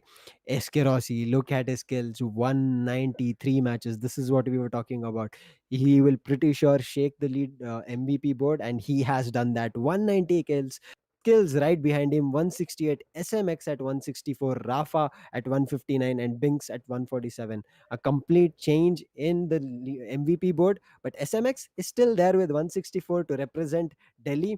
But the scoreboard after today's match, the top fly MVP board, is completely being held by both the teams who played today. One won, the other lost, but there are both the players, because both of these players, I mean, a total of these four players, played really well for both their teams. That is true. I think that all four of these players who have basically made their way, Rafa, Binks, Skills, and Rossi, they did their job. I mean, we can forget about Haven, where it was kind of just Bangalore show. It was not Mumbai, uh, being able to do too much. But Ascent as well as Bind, Rafa and Binks did a lot for Mumbai to pick up rounds where Mumbai was looking like they would not be able to take rounds.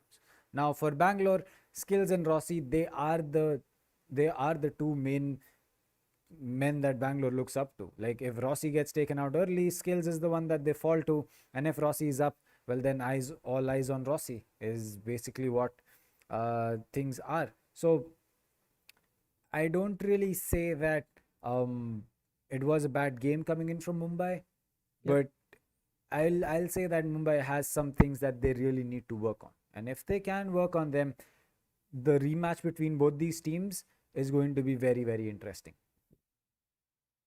Agreed. I mean, a rematch with both these teams will be something we will have to look out for, because I mean, what just happened today was just Bengaluru reading Mumbai perfectly on what kind of a gameplay was coming in through Mumbai. They understood the kind of aggression that was coming in the last map that we saw.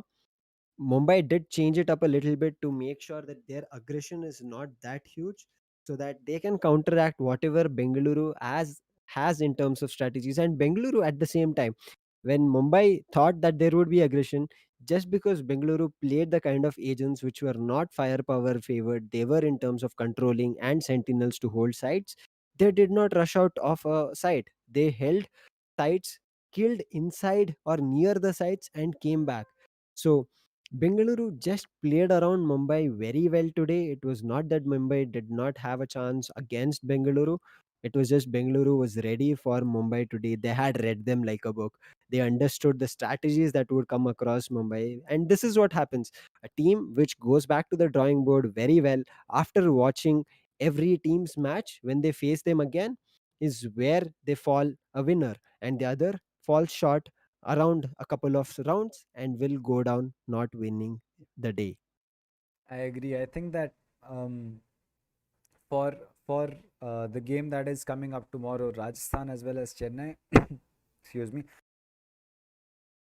Yeah. So for Rajasthan versus Chennai, it's it's a big game for both teams for very different reasons. For Chennai, because they want to start off and get uh, rounds for themselves, because they have not picked up. I believe the only map that Chennai has picked up is Bind in their game against. It was the first game that Chennai played. I don't remember the team that they went up against, but it is the only map that Chennai has picked up in uh, the entirety of the tournament right now. They And played with Mumbai. yeah, they played Mumbai and they picked up. No, against Mumbai, it was a clean sweep for Mumbai. So it was, I believe, the second game that they had. Not sure. Sure. Not sure about exactly what were the specifics, but Bind is the only map that Chennai has picked up Yep, so far. Rajasthan has not dropped a single map. So not at all. so for Chennai to take on Rajasthan, it's it's going to be an interesting matchup to say the least, because you have two teams with very different stories who are looking to get the same thing, a win out of it. The reason for that win is going to be very different. For Hmm. Rajasthan to, as I said, maintain their flawless streak, it's going to be extremely important, and that is going to be the main uh, the main reason that they are going to be trying hard per se in that game. For Chennai, the reason is going to be that, oh, you know what, we haven't picked up any maps other than the fact that we picked up one map in our game against, I again against this team on Bind, but other than that we haven't picked up any map. We have chosen to go to three maps, and we have not been able to pick those up as well. So that's a little concerning. So for Chennai tomorrow, it's going to be a very very important um, it's going to be a very very important, as you can say, game coming through. It's going to be an extremely important uh, match day for them. And as far as things go, I think that there is really not going to be too much that we have to say about that, because it's just really going to be that Chennai needs to take this. Rajasthan want to take it. Want versus need. Who's going to be coming up on top?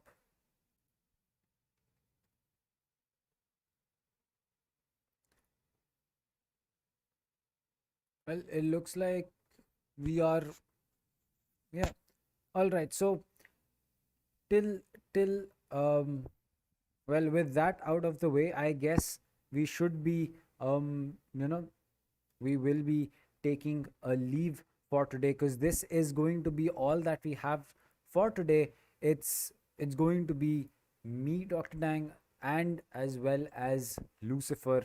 So till then, make sure that you follow Instagram page on the side of it's going to be the rather it's going to be, as I said, it's going to be very important for you to follow Sky Esports on Instagram, because you'll get all the updates over there. You can hit the subscribe button over here so that you are notified whenever we go live. We are going to be going live every day at 2 p.m.